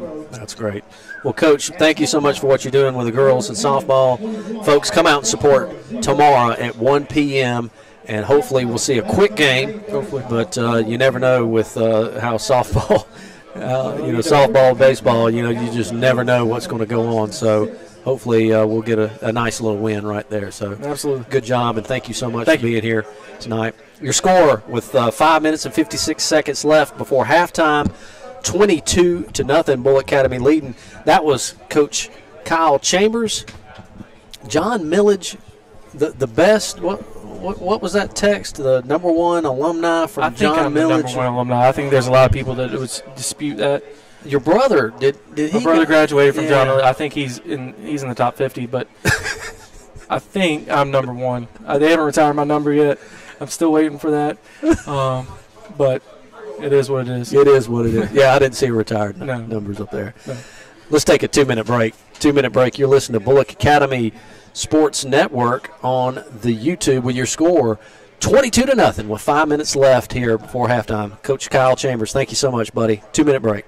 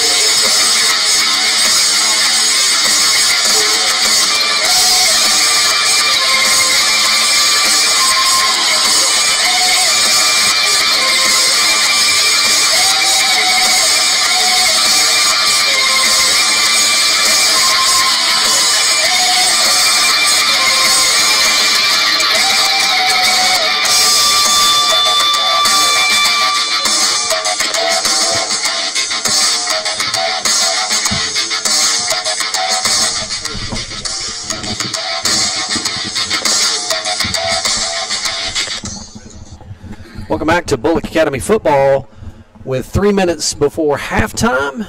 Your score 22-0. A couple games of interest before I get the scoring summary here. Frederica 31-0 in the second quarter. Ware County 21-0 over Statesboro at halftime. Savannah Country Day 35, Portal 0 at halftime. And Claxton, Calvary Day 7, Claxton 6 in the second quarter. Wow.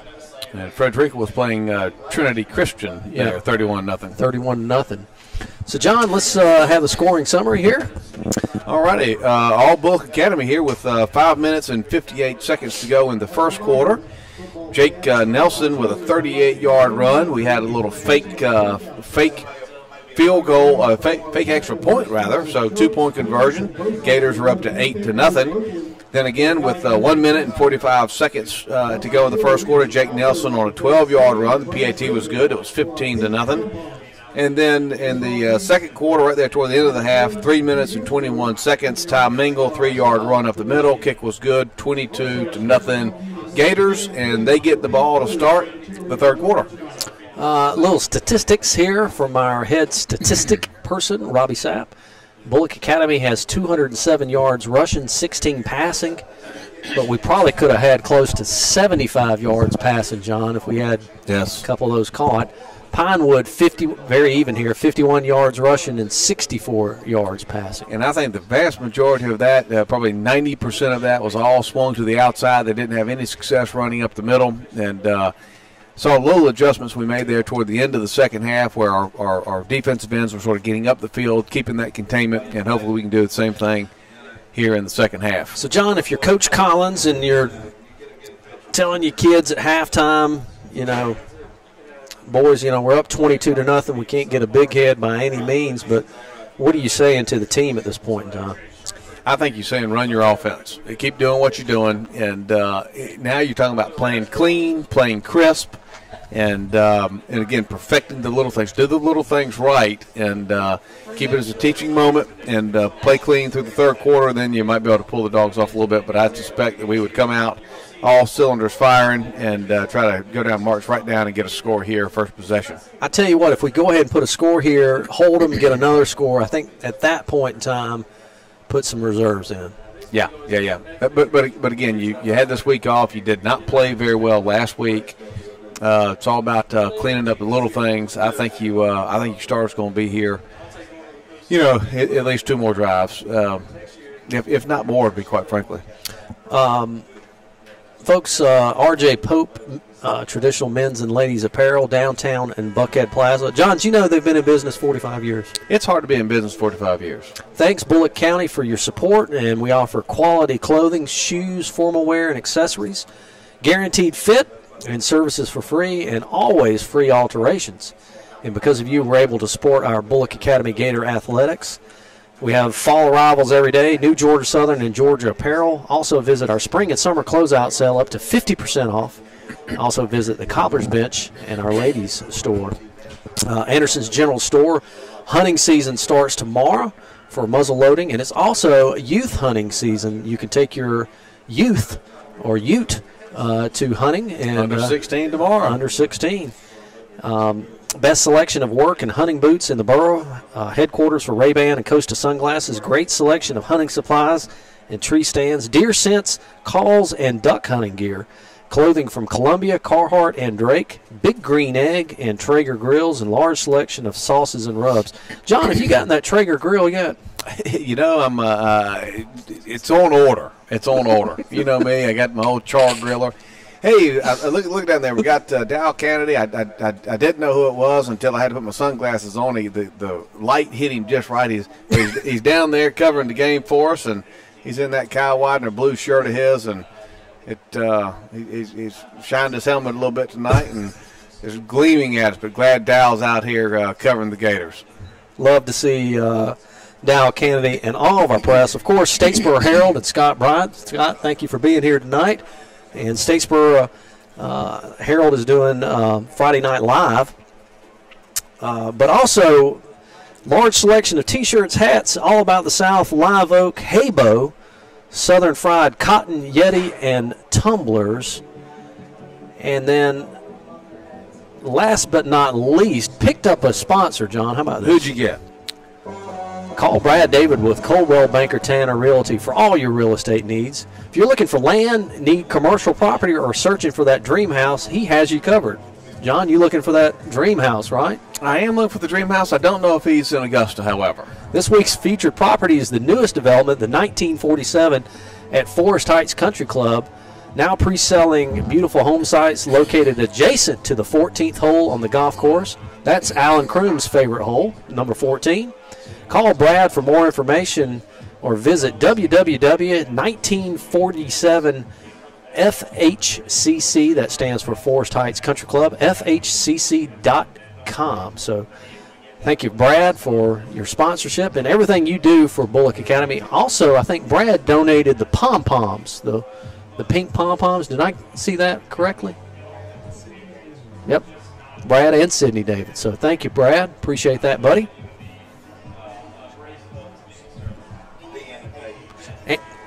And Deanne Page did the pink bows. Thank you, Deanne. And that was the horn that just went off. Bulloch Academy is coming back from their stretching. Got 12 fresh minutes on the clock. Like we said earlier, actually John said, Bulloch Academy will be getting the ball. Pinewood decided not to defer. They decided to go ahead and get it. So we'll be getting the ball. I'd like to see us just go ahead and take this thing right down the field, punch it in, heck, run it all the way back, you know. That's right. We get again had good momentum there to get that score with 3 minutes and 21 seconds left to go in the half right there. Good drive to march down, keep that momentum going, take this ball, drive it down, get you a score, set the tone, and let the defense play and put this one in the books. Another good half of football to come, though. So Pinewood will be on their 40-yard line. They're kicking from your left to your right. Timing will be back deep. Back deep to the Gators, number 28, Rodney Hill, number 4, Matt Childers, and number 5, Ty Mingles. Picking off the Pinewood, number 1, Lake Bashlands. Dave there putting on a sleeve. Got all the Bulloch Academy swag. Maybe next year I'll rank up there and I might get some of that myself. But, you know, he's a team member. This sucker's been around a long time. All right, kickoff here from the left to your right. Onside kick, and we recover right there, John. Yeah, that's that really great play right there by Lyons McKinney. That I don't know if that was meant to be an onside kick, to be honest. That was maybe just a missed hit, but Lyons had to actually reach out for that ball and grab it. We got the ball down 50-yard line, and our spotter said that. Yeah, our spotter said that it was not a onside kick. He just missed it. He almost whiffed it, but again, great play by Lyons there to pick up that ball. Ball's on the 50-yard line. There's an early penalty here. Offsides against Pinewood. Wow.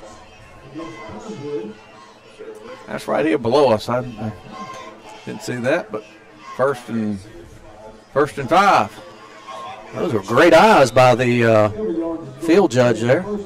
Well, the head linesman is right there on that line, so he certainly sees it better than us. 1st and 5. Don Aaron with the call.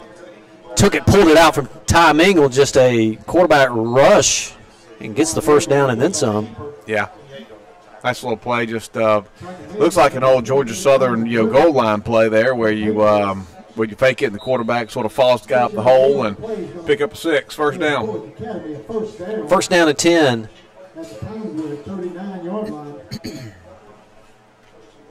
Ball is on the 39-yard line. We're moving from your right to your left. 11 minutes and 36 seconds here. Bulloch Academy leading 22-0. Under center. He's looking to throw. Roddy Hill's wide open. Yeah. And he walks in.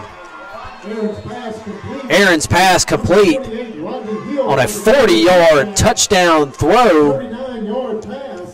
With 11 minutes and 22 seconds, Don Aaron to Rodney Hill, 39-yard touchdown throw, John. Yeah, took advantage over there. Had Jade Bradley, the true freshman, over there playing on him, and Bradley sort of bit on the fake, and right, it was 10 yards open down the field, pretty quick, easy 39-yard strike. 28-0 right now. Olin Anderson back for the point after tip. We need a good snap, good hold, and a good kick. And we get all three, and it is good. 29-0 here with 11 minutes and 22 seconds. Quick drive there, John. Yeah. Again, great play. They knew they had him isolated out there, one-on-one, and young freshman bit, and he was wide open. Good pitch, good catch. Turns into 6 points. And Rodney is kind of hard to defend. He's very, very good. Yeah. Good point there from the best eyes. Rodney is fast and big and can catch. That's a pretty good combination. Yeah. Here's the one thing you want to see there. I'm really interested in seeing a slant play. The formation we get in just across his face, and it's touchdown. So Rodney Hill, number 28, who is a freshman, Jill Beaubien used to teach him. Really? Yep. Long time ago. Creek House back to kick. Ball's on the 40-yard line on the far hash mark. He stands on his own 30 and runs up to the ball. Another great kick by Creek House. Guy catches it on about the 2-yard line. We wrap him up right there on about the 26. Yeah, Miller Pope there, stayed in his lane. Really interesting right there. You saw him. He almost sort of turned into the left, almost got out of his lane. He stayed in his lane, made the stop. Exactly what you're supposed to do. Good coaching at halftime there. Young man did his job. One thing about Creek House, he kicks the ball really, really low, but it's a long way. Yeah. If Creek House could work on getting that ball up just a little bit more, because sometimes we're not fast enough to get down there. But yeah, it gets to him in a hurry. But again, he's a sophomore, and that leg will get stronger as he goes. Quarterback goes back to pass, throws it deep to number 2, and knocked it away there from Brock Sapp. Yeah, that was a little offensive pass interference right there, but didn't get called. And Wade Durance is over there pushing a little bit instead of Brock. Brock's in great position, breaks that thing up, and second down and 10. Second down and 10, 11:08, 29-0 here. Gator Alley. Got a crescent moon coming up over the pine trees, John. Yeah, it's pretty. Should be close to a full moon by the time Halloween rolls around. Twin trips to your left. Motion coming this way. Hand off to that guy. We wrap him up. Big hit right there. Who was that? Brandon Faircloth made the initial hit. Yeah, but we had Lance McKinney blew that play up, made him come back to the inside. Then Brandon was able to pop him. Got a little loss of 2 yards there. It's 3rd and 11 and a half, 3rd and 12. 10 minutes, 43 seconds here in the third quarter. Bulloch Academy leading 29-0. Need to find out if a running clock's going to happen at 35 points. Shotgun formation. Twins to your right, twins to your left. Quarterback rolls out this way. He's being pressured. We wrap him up right there. Cam Harris, great play to sack. Cam just shot out of a cannon there. Yeah, he's really been in the backfield a lot tonight. Good to see him. Young man getting back in there, causing havoc. Just a sophomore. Yes, sir. Good-looking athlete. That'll bring up 4th down and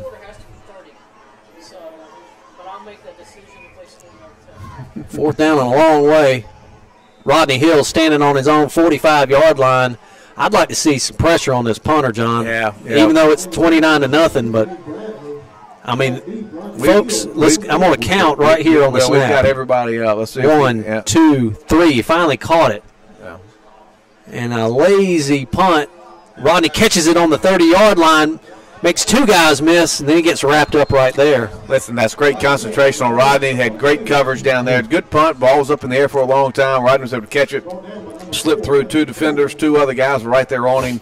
Good concentration. Do your job, and that's what he did. And, folks, I was counting the snap, but literally the punter's probably back an extra yard because the snap is coming up at such a high angle. It's not a bullet to him. It's an arc. Thank you, John. Arc is not good in a snap from the to the punter. So it's almost like a pass over the middle. Anyway, first down and 10, ball on the 38-yard line, 9:30. Tell you, we did put some pressure on him. It actually was the best punt of the night. 29-0 here, Bulloch Academy leading. Don looking to throw. Got wide open. Oh, and he just overthrew him just a little bit to Childers. Yep. Had three defenders on him, covering him, and Don just threw him up just a little bit too far. And I like this day. People say, you're up 29-0. What are you doing? Obviously, at halftime, we made a plan. We're going to come out here. We're going to work on some stuff we need to work on. Again, this just isn't tonight. This was work for later on in the season. Good to keep your playbook open and see him being a little bit more aggressive and get the ball down the field. Ford Wiles checks in. Thomas Childs checks out. Twins to your left. Two running back in the veer formation. Hand it to Jake right up the middle. Yeah, nice tough run. Gain of 4, maybe 5 yards right there. Good, good yard out. Good yak play there. Yards after contact. Bring up third down and about 4 or 5. Third down, long 5 for the Gators. Long 5, says our pitch. Pitched it to Ty Mingle and gets to about the 28-yard line, close to the first down. Close to the first down. Very well defended right there. They finally had some numbers out there, and Don waited as long as he could to pitch it to him. And Ty was able to get a couple more yards. It's 4th and 1. I would imagine Coach would, stick it in Jake Nelson's belly right here and go and try to get the first down. Ball's on the 29.5-yard line with 9 minutes and 23 seconds. Yeah, you're really in no man's land. You get nothing out of trying to punt that ball, and you can't kick it. So might as well go for it. Yeah, maybe go to the right-hand side, our wall of meat, as John says. We've been pretty successful on the left as well tonight. And we do. Hand it straight off to Jake Nelson, right up the middle, and he gets to the 20-yard line, first down and 10. Yeah, great seal block right there. And Miles McKinney did a nice job of sealing his guy to the inside. And no huddle. We hustle up to the line, wait for the chains to get set. Hand off to Jake. To Ty Mingle. Makes one guy miss. Runs over another guy. Late penalty comes in there. Yeah, that's going to be a little block in the back. Nate Rice got out there sort of behind the play and got it. See, Pinewood's got a guy down. Is that right? Yeah, it looks like a cramp right there. Legal block in the back. Now that was our big guy, Dylan Overturf. But he's wanting to come out, but he's not wanting to come out. But he's going to be okay. Yeah, unnecessary right there, a little block in the back. Again, we had that position when the ball's from the left-hand hash. We got, Matt Childers all the way out there on the right-hand side. I'd love to see him cross the face of that defender and try to get the ball to him at some point tonight with that formation. 1st and 14, ball on the 26-yard line. Don dumps it off. Well, just missed. Yeah, just a little inaccurate with the throw right there. Going to be now second down and 14. That might have been Don's only mistake tonight. Yeah, that's right. Well, you had a defender coming up. He had to try to either had to zip it in there or loft it over the guy's head, and so last-minute decision, try to loft it, throw a little bit high. But, tough play. But we live to fight another day here at 2nd down and 15. 2nd down and 15, ball on the 26-yard line. Bulloch Academy leading 29-0. Shotgun formation. Don looking to throw. Dumps it off to his tie. Screen right up the middle. Gets one block by Lyons McKinney. Great block. Can he get in the end zone and gets to the 4-yard line? Yeah, great play there. Got had a few linemen down there. Little beyond the line of scrimmage. A little too quick. You need to be careful about that one. But John, that might have been our first screen of the year. Yeah, that might have been. Yeah, well, our linemen were screened about 8 or 9 yards down the field before he threw it. So no penalty on the play. Ball on the 5-yard line. We knocking on the door here. 1st down and goal. I love that. I love that formation. Don pulls it down. Touchdown. With 7 minutes and 54 seconds, a touchdown from Don Aaron. 5-yard scamper. And your score, Bulloch Academy 35, Pinewood 0. Olin Anderson back for the point after attempt. We need a good snap, good hold, and a good kick. We hustle up to the line. Let's see what happens here. I truly believe our special team's better than theirs. And we got it all. Yep. And it is 36-0. 7:54 here in the third quarter. Well, Dave, we've done what we said we wanted to do, is come out, keep the momentum that you had from the end of the second quarter. Starting the third quarter, we've got 2 quick scores, and look pretty crisp. Pretty crisp.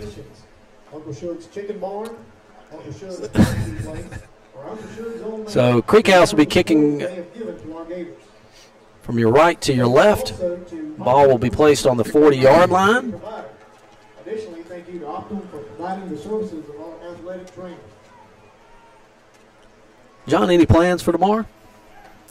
My beautiful bride has to work, and I've got a trip out to Pebble Beach. I'm going to miss the game in 2 weeks because we're going to be at Pebble Beach playing golf. My golf game is so bad, I'm going to chain myself to the practice tee at the Georgia Southern Golf Course and try to get a golf game.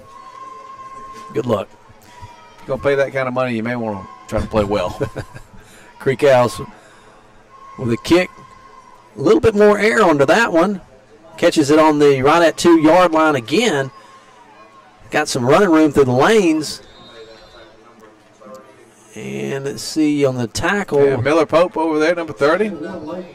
Miller is staying in that lane, making tackles. Yep. Grandson of R.J. Pope. Bet you he gets a sweater every Christmas. New polo. First down and 10 for Pinewood.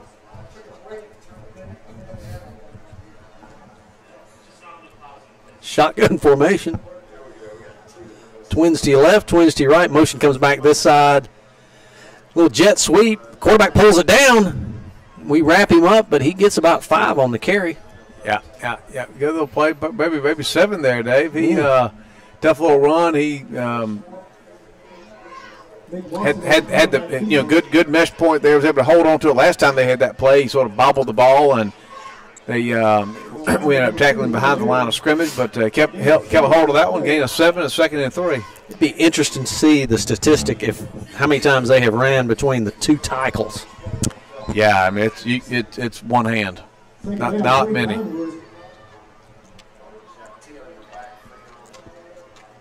Quarterback comes up to the line, and shotgun motion coming this way. Quarterback hands it off right up the middle, and he gets the first down and maybe a couple yards more past the markers. We went to our second hand. We got to 6 runs there in between the tackles, and a gain of 4 there, first down. If you remember when we played Augusta Prep did the same thing. They really spread the ball out and couldn't run between the tackles too effectively. Quarterback hands off to number 10 again, and we wrap him up right there, maybe a yard. Yeah, great play there. Riley Joyce playing the left end position, gets up the field, keeps contained, pushes the play back to the inside. Linebackers filling, short gain of 2 yards right there. Second down and 8. Ball's on the 45-yard line for Pinewood. Your score 36-0 here. Bulloch Academy lead. 6:08 in the third quarter. Twins right, twins left. We're firing the linebacker. Here comes number 24. Gets to the outside looking to throw. Throws it deep. Got a receiver wide open, and it just glances off of his hands. Yeah, good play there. Real close to the line of scrimmage, but he was able to get that ball loose before the line of scrimmage, and it was maybe half a ball length too far. Great play, but fortunate for us, incomplete. 3rd and 8. That goes down as an incompletion, but it was a long throw, John. Yeah, it was a good throw. Good-looking freshman quarterback. I really like the way this kid plays. He's tough. True freshman. You can tell he's the son of the coach. and good players going to be here for a while. 3rd down and 8. Ball's on the 45-yard line for Pinewood. Got a running back in the backfield. Rolls out this way looking to throw. And he pulls it down and has 2 guys misses. He gets to the 45, 40, 35, and a big hit goes out of bounds. Don Aaron right there. Nope. Brock Sapp came up and hit him pretty good. Had 2 guys had arms on him in the backfield. He almost had his sack, but he was strong enough to pull away from that. Nice little run, gain of 20-something yards. Be 1st down and 10. Ball's on the 34-yard line. Bulloch Academy. Pinewood just they've had some good runs, and they've gotten down to our 20 each, a couple times there, just hadn't been able to put it in. Our defensive held them. Looks to throw. Oh, and it's in it. Did he intercept it, folks? Yeah, he did. He got it. Yeah, number 24 right there, Garrison Lee. Yep, and, sophomore. He really interested playing the middle linebacker position, comes out in the flat, recognizes the pass immediately, goes into the flat. The guy's right there. He turns, bobbles the ball up, actually is on his back, and makes the interception. Great for that sophomore young man to make the play, and I think you're seeing maybe some clean uniforms are going to start coming out here for the Gators. Don Aaron from the play from Coach Collins. We hustle up to the line. I don't see any new uniforms just yet, John. This might be the last series if we can knock it in here. Don Aaron, how about that? I was watching Mingle the whole way. I thought he had the ball but pulled it out and gets about 8 on that carry. Yeah, number 15, old Parker Deal, true little freshman player for Pinewood. He got blocked to the boundary there by Mr. Dick, and he was outweighed by about 200. We hustle up to the line again. Childers wide right. Forward Wiles to the left. We'll hand it straight up to Ty. He's going to be close to the 1st down. Yeah, looks like he got it. That will be 1st down. Ball's on the 38-yard line of Bulloch Academy. And this is the time we want to work on some things, but we take all the time that we can. Yeah. I mean, we got a 36-point lead here. Just kind of grind the clock out, so to speak. This would be a great opportunity for the Booster Club, raise a little money, and get a play clock put in. This is when you really need to, know that, and like I say, work the clock and work game management, time management. And there's a timeout right there from Coach Collins. And to your point, John, we took too much time to get the play going. Yep. But you're right. That would be something good to have a clock here. Yeah. 25-second clock.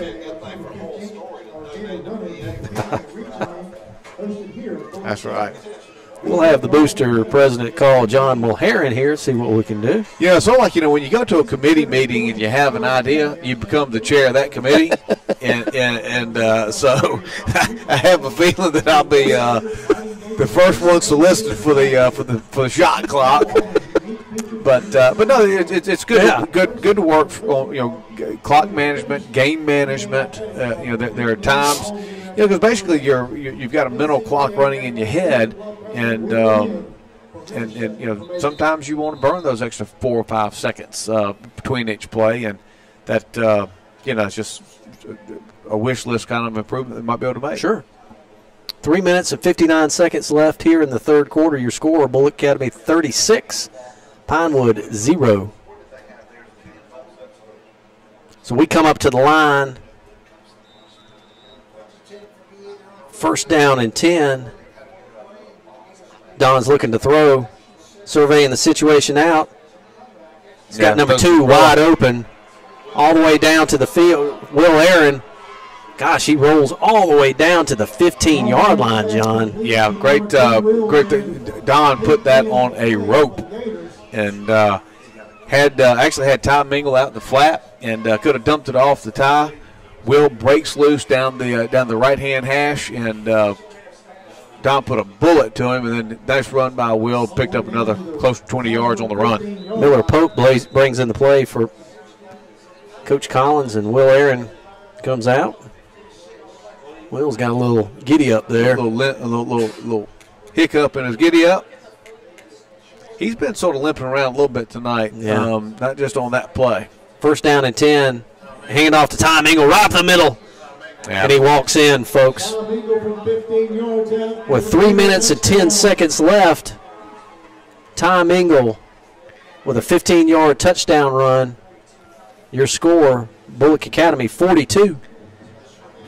Yeah. Pinewood 0. Yeah, that's just a great block over there. Chandler Dick and John Daniel Collins put the mojo on their men over there. Guys get a little bit tired on the offensive line. We got a lot of size up there wearing them down, and pretty easy run right there for Ty. Olin Anderson back to kick. We need a good snap, good hold, and a good kick. Snaps good, and it was blocked. Number 33 came in, and nobody blocked him, and he blocked that kick. Point after attempt is no good. Blocked. Good coaching opportunity right there. Again, those are big points later in the season, and I'm sure they'll see that on film and be able to correct that hopefully the next game to move forward. I saw 33 made the block, but I don't see a 33 on the roster. Could have been 35, Keenan Bell, or could have been Luke Schumann, number 32. I tell you what, we're 73. 73. Corbett McGregor. But Luke Sherman or Kenan Bell is who you mentioned earlier, so we're going to call it the Luke Bell McGregor block. And that, folks, is why he's the best color commentator in the world. It is 42-0. 3:08 here left in the third quarter. Bulloch Academy leading 42-0. Looking over here to my clock operator and seeing if we're going to have a running clock or not. And she indicates yes. We see the wry smile there from her, and she's going to take her finger off the button, so to speak. Let it roll. Creekhouse back to kick. Ball's on the 40-yard line. And he winds up. See if we can get this in the end zone. Big kick again. Catches it on the 5-yard. He dropped it. Picks it back up. Wow. And he gets some lane right through there, and, gosh, gets it all the way up to the 20. You know, John, this is something we need to work on is kickoff return. Yeah, we had him at the 10-yard line. He just split two defenders. And but, again, to his credit, good athlete, got up the field, and got the ball on the 26-yard line. First down and 10 for Pinewood. Ball will be placed on the 26-yard line. A lot of times that kind of play like that, when you've got the guy's bobbled it and he's out there back by himself. Guys want to come down there and make an ESPN kind of play, make a big hit. Really just need to break down, make the stop. 21-14, Metter beating Bacon County. Toss sweep out to your left. Got some running room. He's all the way up to the 40-yard line. We finally tackle him at the 45. Yeah, had numbers there. Will Aaron did the right thing. Will came up from his safety position and actually turned the play back inside. There was just nobody there. Good pickup of about 18 yards on the first down play. 2:27 left here in the third quarter. Bulloch Academy leading 42-0. Ball's on Pinewood's 44-yard line. Twins to your left. Offset I formation to your left. High snap. Toss sweep to the running back. Looking for some running room. And nothing. Ball. Nope. That's a flag that came out. I thought ball maybe popped up, but flag came out over there. We good pursuit over there. Stop him about the line of scrimmage, and it looks like a holding penalty against Pinewood's going to back him up even further. Minute 46, and it's ticking along 42-0. So, John, Georgia plays LSU tomorrow. Yeah, and you're sort of glad that game's at 3:30. I've been down in Baton Rouge for a night game before, and those cages get a little wound up at nighttime, and they'll still be certainly loud at 3:30, but you don't want to be down there after dark. Those people are crazy. First down and a long way. Hand off to that running back again. We wrap him up right there. He might have got 2 or 3 on that. Yeah, Garland Rogers. You know, they really had a, you know, the first game we played him in the Irk Russell Classic, you know, Garland Rogers is a big, strong kid running up the middle, and I hadn't really seen a lot of that tonight. Sort of surprised, but again, we've stopped it pretty well, but he's a good-looking athlete, good-looking kid.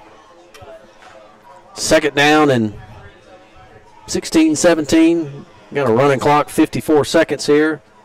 It's always good with a 42-point lead here. Coach Collins still down there coaching. Look at him, Coach. Yeah. Shotgun formation, looking to throw, slings it out to number 17. Dropped it, and Mulherin came up and let him know that he was there. Yeah, little high there. Had a, you know, had him. It might be getting a little bit tired. Those throws keep sailing on him a little bit.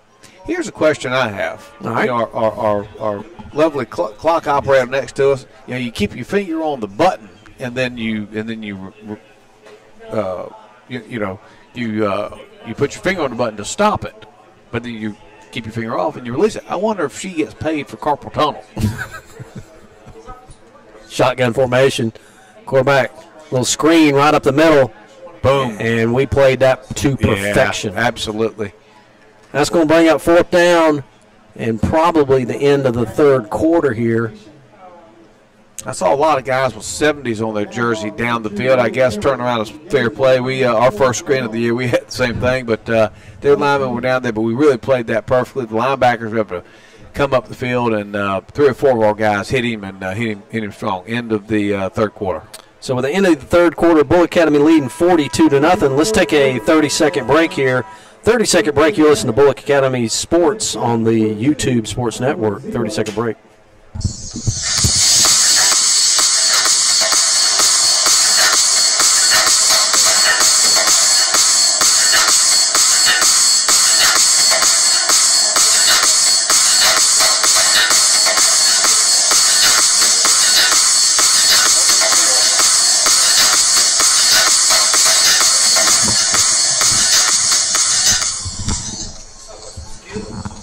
Welcome back to Bulloch Academy football. Your score 42-0 with 12 fresh minutes on the clock. Clock operator was wondering what the music was that was playing. That is free songs by YouTube. Otherwise, you get kicked off of YouTube if you have something that's been recorded. I think she was asking, where do you find music that bad? And it's only on YouTube. But that was a new one. That's a new song. That's a new one. Yeah, it's that's the 30-second break. That's the 30-second break song. It's equally as bad as the others, but it's just new to our ears. A couple scores here. Frederica 51, Trinity 7. Fourth down here. Let's see if we just put the return on. Long snap here, winds up punt, and it goes straight up in the air and lands on the 35 and gets a nice little Pinewood roll to the 25. About a 25-yard punt. Yep, let's see what we do here. I see a bunch of nope, there you go. Coach just pulled off the dogs. Second team's going out. Whole second team's going out right now. All new jerseys. So we'll have to freshen up our roster here for Bulloch Academy. New quarterback Fisher Oglesby comes in. Boy, Chaz Collins, 72. He's a big, tall joker.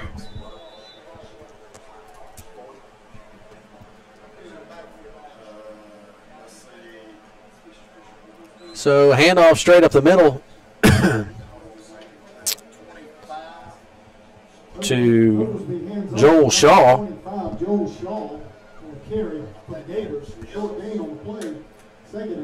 Second down and 9 for Bulloch Academy. 10 minutes and 42 seconds here. 42-0. Bulloch Academy leading. 16, Harrison Kennedy, and 29, Wesley Joyce. Handoff, and don't get much there for Fisher. Yeah. Bring up 3rd down and 9 again. Line hadn't really hadn't done anything those first 2 plays, and at 3rd and 9. You'd think that Pinewood would maybe take out their starters, but with a score like this, 42-0, with a running clock. Try to get a little more playing time for some of those youngsters, but Fisher comes up to the line. That veer formation again. Ball snap, looking to throw, and the pocket collapsed right there. A little face mask, maybe. No, they didn't get it. So they'll bring on the punt team right there. So not much for the new guys, so to speak. Yeah. But good experience. Nate Rice back to punt. He'll be standing right at the goal line. So we need a good snap and a good punt here from Nate. Lake Dasher back about the 50-yard line or so. Pinewood. And Bulloch Academy just has to take a timeout right there. So. And different personnel group in there playing on the offensive line. A lot of the starting offensive linemen. They're they're on the punt team. So had a little wholesale personnel change there. Got to call the timeout and get straight. How about my aunt? Well, actually, she's Jill's aunt, but she's my aunt as well. But she's listening to us on the way home. Melissa Hodges. Hey, David. Sorry we missed seeing you tonight. Sorry I missed you, Melissa and Pete. Sorry. Thank you so much for coming here tonight. And watching Avery. She was watching the ball game, but Avery, cheerleader down there, she was watching Avery and caught a little bit of football. That's right. Nate Rice back to punt. Always good to support your young king folk. There you go. Got a good snap there. Take your time there, Nate. Got a good kick here. Nice roll. And looking for the reverse. And we tackled the reverse guy, and we almost tried to knock his helmet off right there. Who made that tackle? I think, for some reason, I think that was Will Aaron that came in there and sort of blew that up. The reverse guy was coming. He said, listen, dude, I ain't got the ball. He went ahead and fixed that, so to speak. Yeah. Lake Dasher got a pretty good little wallop there, too. Nice mark on somebody's helmet. Ball will be on Pinewood's 43-yard line. They're going from your right to left. 8:25 here, and the clock's rolling. Shotgun formation. Ball snapped, and he pulls it down, looking for some running room. And he gets out of bounds, and almost a late hit, and takes out. Yeah, that was Fisher Oglesby getting in there on the defense, a little late right there. And folks, stay tuned. We'll have the Synovus player of the game, and that individual will get to go to Darren Burnett's marketing closet, be able to pick out whatever they want.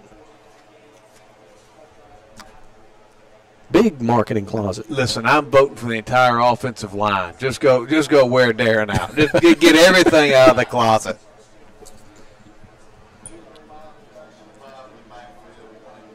Shotgun formation. We're in that even front. Quarterback hands off, and Cam Harrison right there, and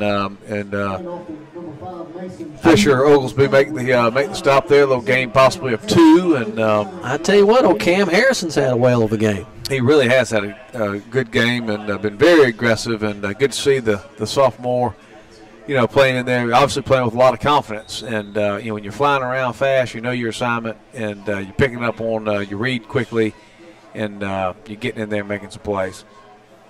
Good football player right there. Yeah. Quarterback slings it out to number 1. We push him out of bounds, but he doesn't get the first down, though. Yeah, doesn't get the first down. Had Harrison ran out there. Was able to actually give a little stiff arm to Harrison, the young freshman, and he'll pick up a couple more yards, but it's short, and it's 3rd down and 6. Ball on the 41-yard line of Bulloch Academy, or Bulloch Academy. They're going from your right to your left. 42-0 here. Bulloch Academy leading. Shotgun formation. Quarterback pulls, hands off. He's still rolling, and we finally tackle him about the 26, 27-yard line. Yeah, new player for them. Mason Schumann, a freshman, getting a little dirt on his jersey. Pickup on the play is going to give Pinewood a 1st and 10. Looks like we kind of brought back some of our players there. Let's see here. First team, no. We got players everywhere. I don't know if we got enough players. Hand off to numbers right up the middle, and he gets the first down. Yeah, Grayson Swindell again. Got a little confusion. They're going to run it no huddle here. Go quick. They're trying to get something on the scoreboard there for sure. Yeah. Go on, defense.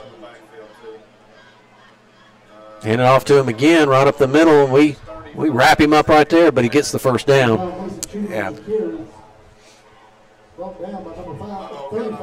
There's a penalty come in. That's after the play. That's somebody talking a little bit. That's going to be an unsportsmanlike. Not a late hit. Personal foul. Nah. Yeah, Malone casing their little extracurricular again, trying to, freshman getting in a little playing time. A little excited. At film day, they will be able to critique that a little bit. Yeah. Hey, listen, everybody wants to get a mark on that. Although these new helmets, you can't get a mark on your helmet. We used to paint ours, and you could leave a pretty good streak on somebody, but these new helmets do good. Quarterback pulls it down, dumps it off to number 24, and he gets in. So with an 8-yard touchdown throw, 4 minutes and 10 seconds, they score. So you score 42-6. It was supposed to be a dive, but quarterback pulled it out and dumped it off to that back and kind of squirted it in, and 42-6. Spencer Sharp there had an opportunity to make the play around the goal line, and unfortunately was a little bit too he was already in the end zone before Spencer could bring him down. And they will go for 2 here.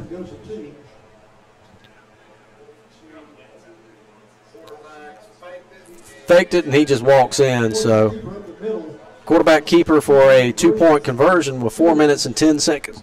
Excuse me, folks. 42-8. 4:10 remaining in the ball game. And we'll stay right here. We won't go to that music. Good. Oh, me.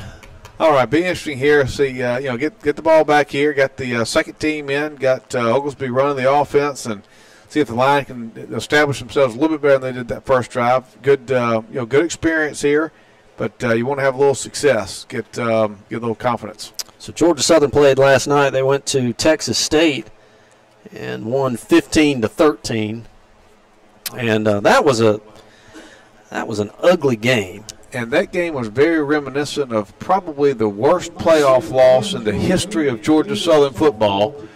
When we were there, and I think that was Mike Seawalk's last game, actually. And where we were up by 30-something points in the third quarter and ended up losing that football game. And that was one of those that could have gone that way again last night. Just had that feel. You let them hang around. And but again, hey, the Eagles are 5-1. Yep. And if you would have taken wagers with anybody this time last year, said we were 5-1, I don't think you would have got many takers for anything more than $1. Need to watch the onside kick here, John. Yeah, I think we're set up. Got our hands team up there.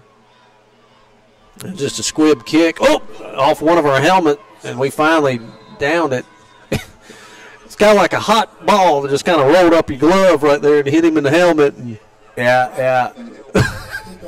Well, again, I mean, it was a lot of top spin on that. It was a squid kick, but very effective because it hit right before the player. It sort of ran right up him. Might have got stuck in the face mask. Well, it's sort of like one of those hot shots with top spin, and when you're sitting at when you're playing shortstop, and that ball sort of gets up on you. That ball got up on him, hit him in the helmet, but we would fall down on it. First down and 10 for Bulloch Academy. Ball's on the 31-yard line. They got a lot of freshmen in there too. Handoff right up the middle to Joel Shaw. Joel Shaw will carry for the Gators. They got a lot of clean uniforms over there on their side of the ball. Joel gets 3 or 4 on that. Second down, 7 for Bulloch Academy. Second down, 3 minutes and 22 seconds. This ball game will be over with. We got number 12, Tyler Willoughby, in at quarterback for us, sophomore. We hustle up to the line again. Good to see that from the youngsters. Hand off to that running back right up the middle. We'll tell you who it is in just a second. Brock Sapp on the carry. For the Gators. Just kind of a mass of people just kind of going. Yeah, just sort of push that pile around. That's pick up 4 there. Got third and 3, long 3 here for the first down with 2 minutes and 45 seconds left to go in the ball game.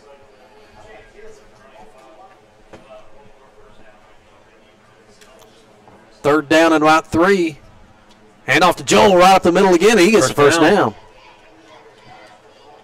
Joel Shaw will carry for the Gators.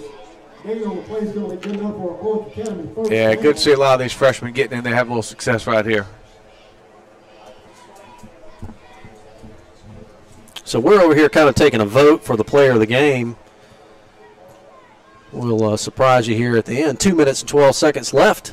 Darren's going to get tired of seeing this young man. Yep. Might offer him a job. Oh, how about Joel? Yeah. Brock Sapp, excuse me. Brock Sapp there. Good gain of 7 yards there on first down, maybe 8. 7 on the play. Second down, 3. Second down and 3. Ball's on the 49-yard line of Pinewood. Late in the fourth quarter. Getting a little push up there up front. 28. Statesboro 7. Ware County 28, Statesboro 7. Late in the fourth quarter. Brock Sapp again, and he's close to the first down. They're probably going to give him that first down, I would imagine.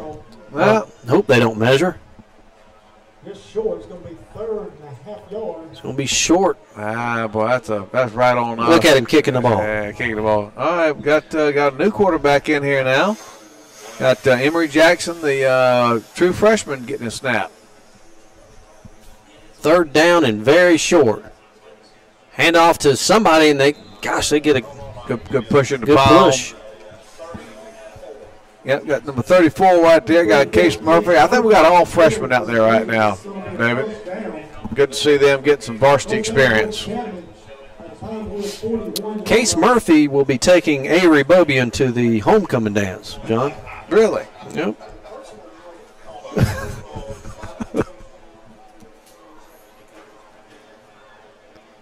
Hand off Joel Shaw right up the middle. He's up to the 25, 20, 10, 5. Can he get in there? It is going to be close. Do they give it to him? Oh, my goodness. With 21 seconds, call timeout here, Coach. Let him score, folks.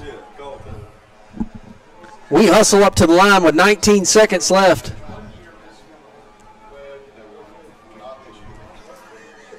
(42-8).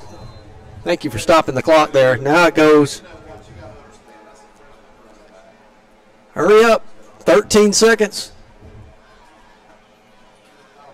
And the quarterback keeper. Touchdown. Tyler Willoughby with a late touchdown.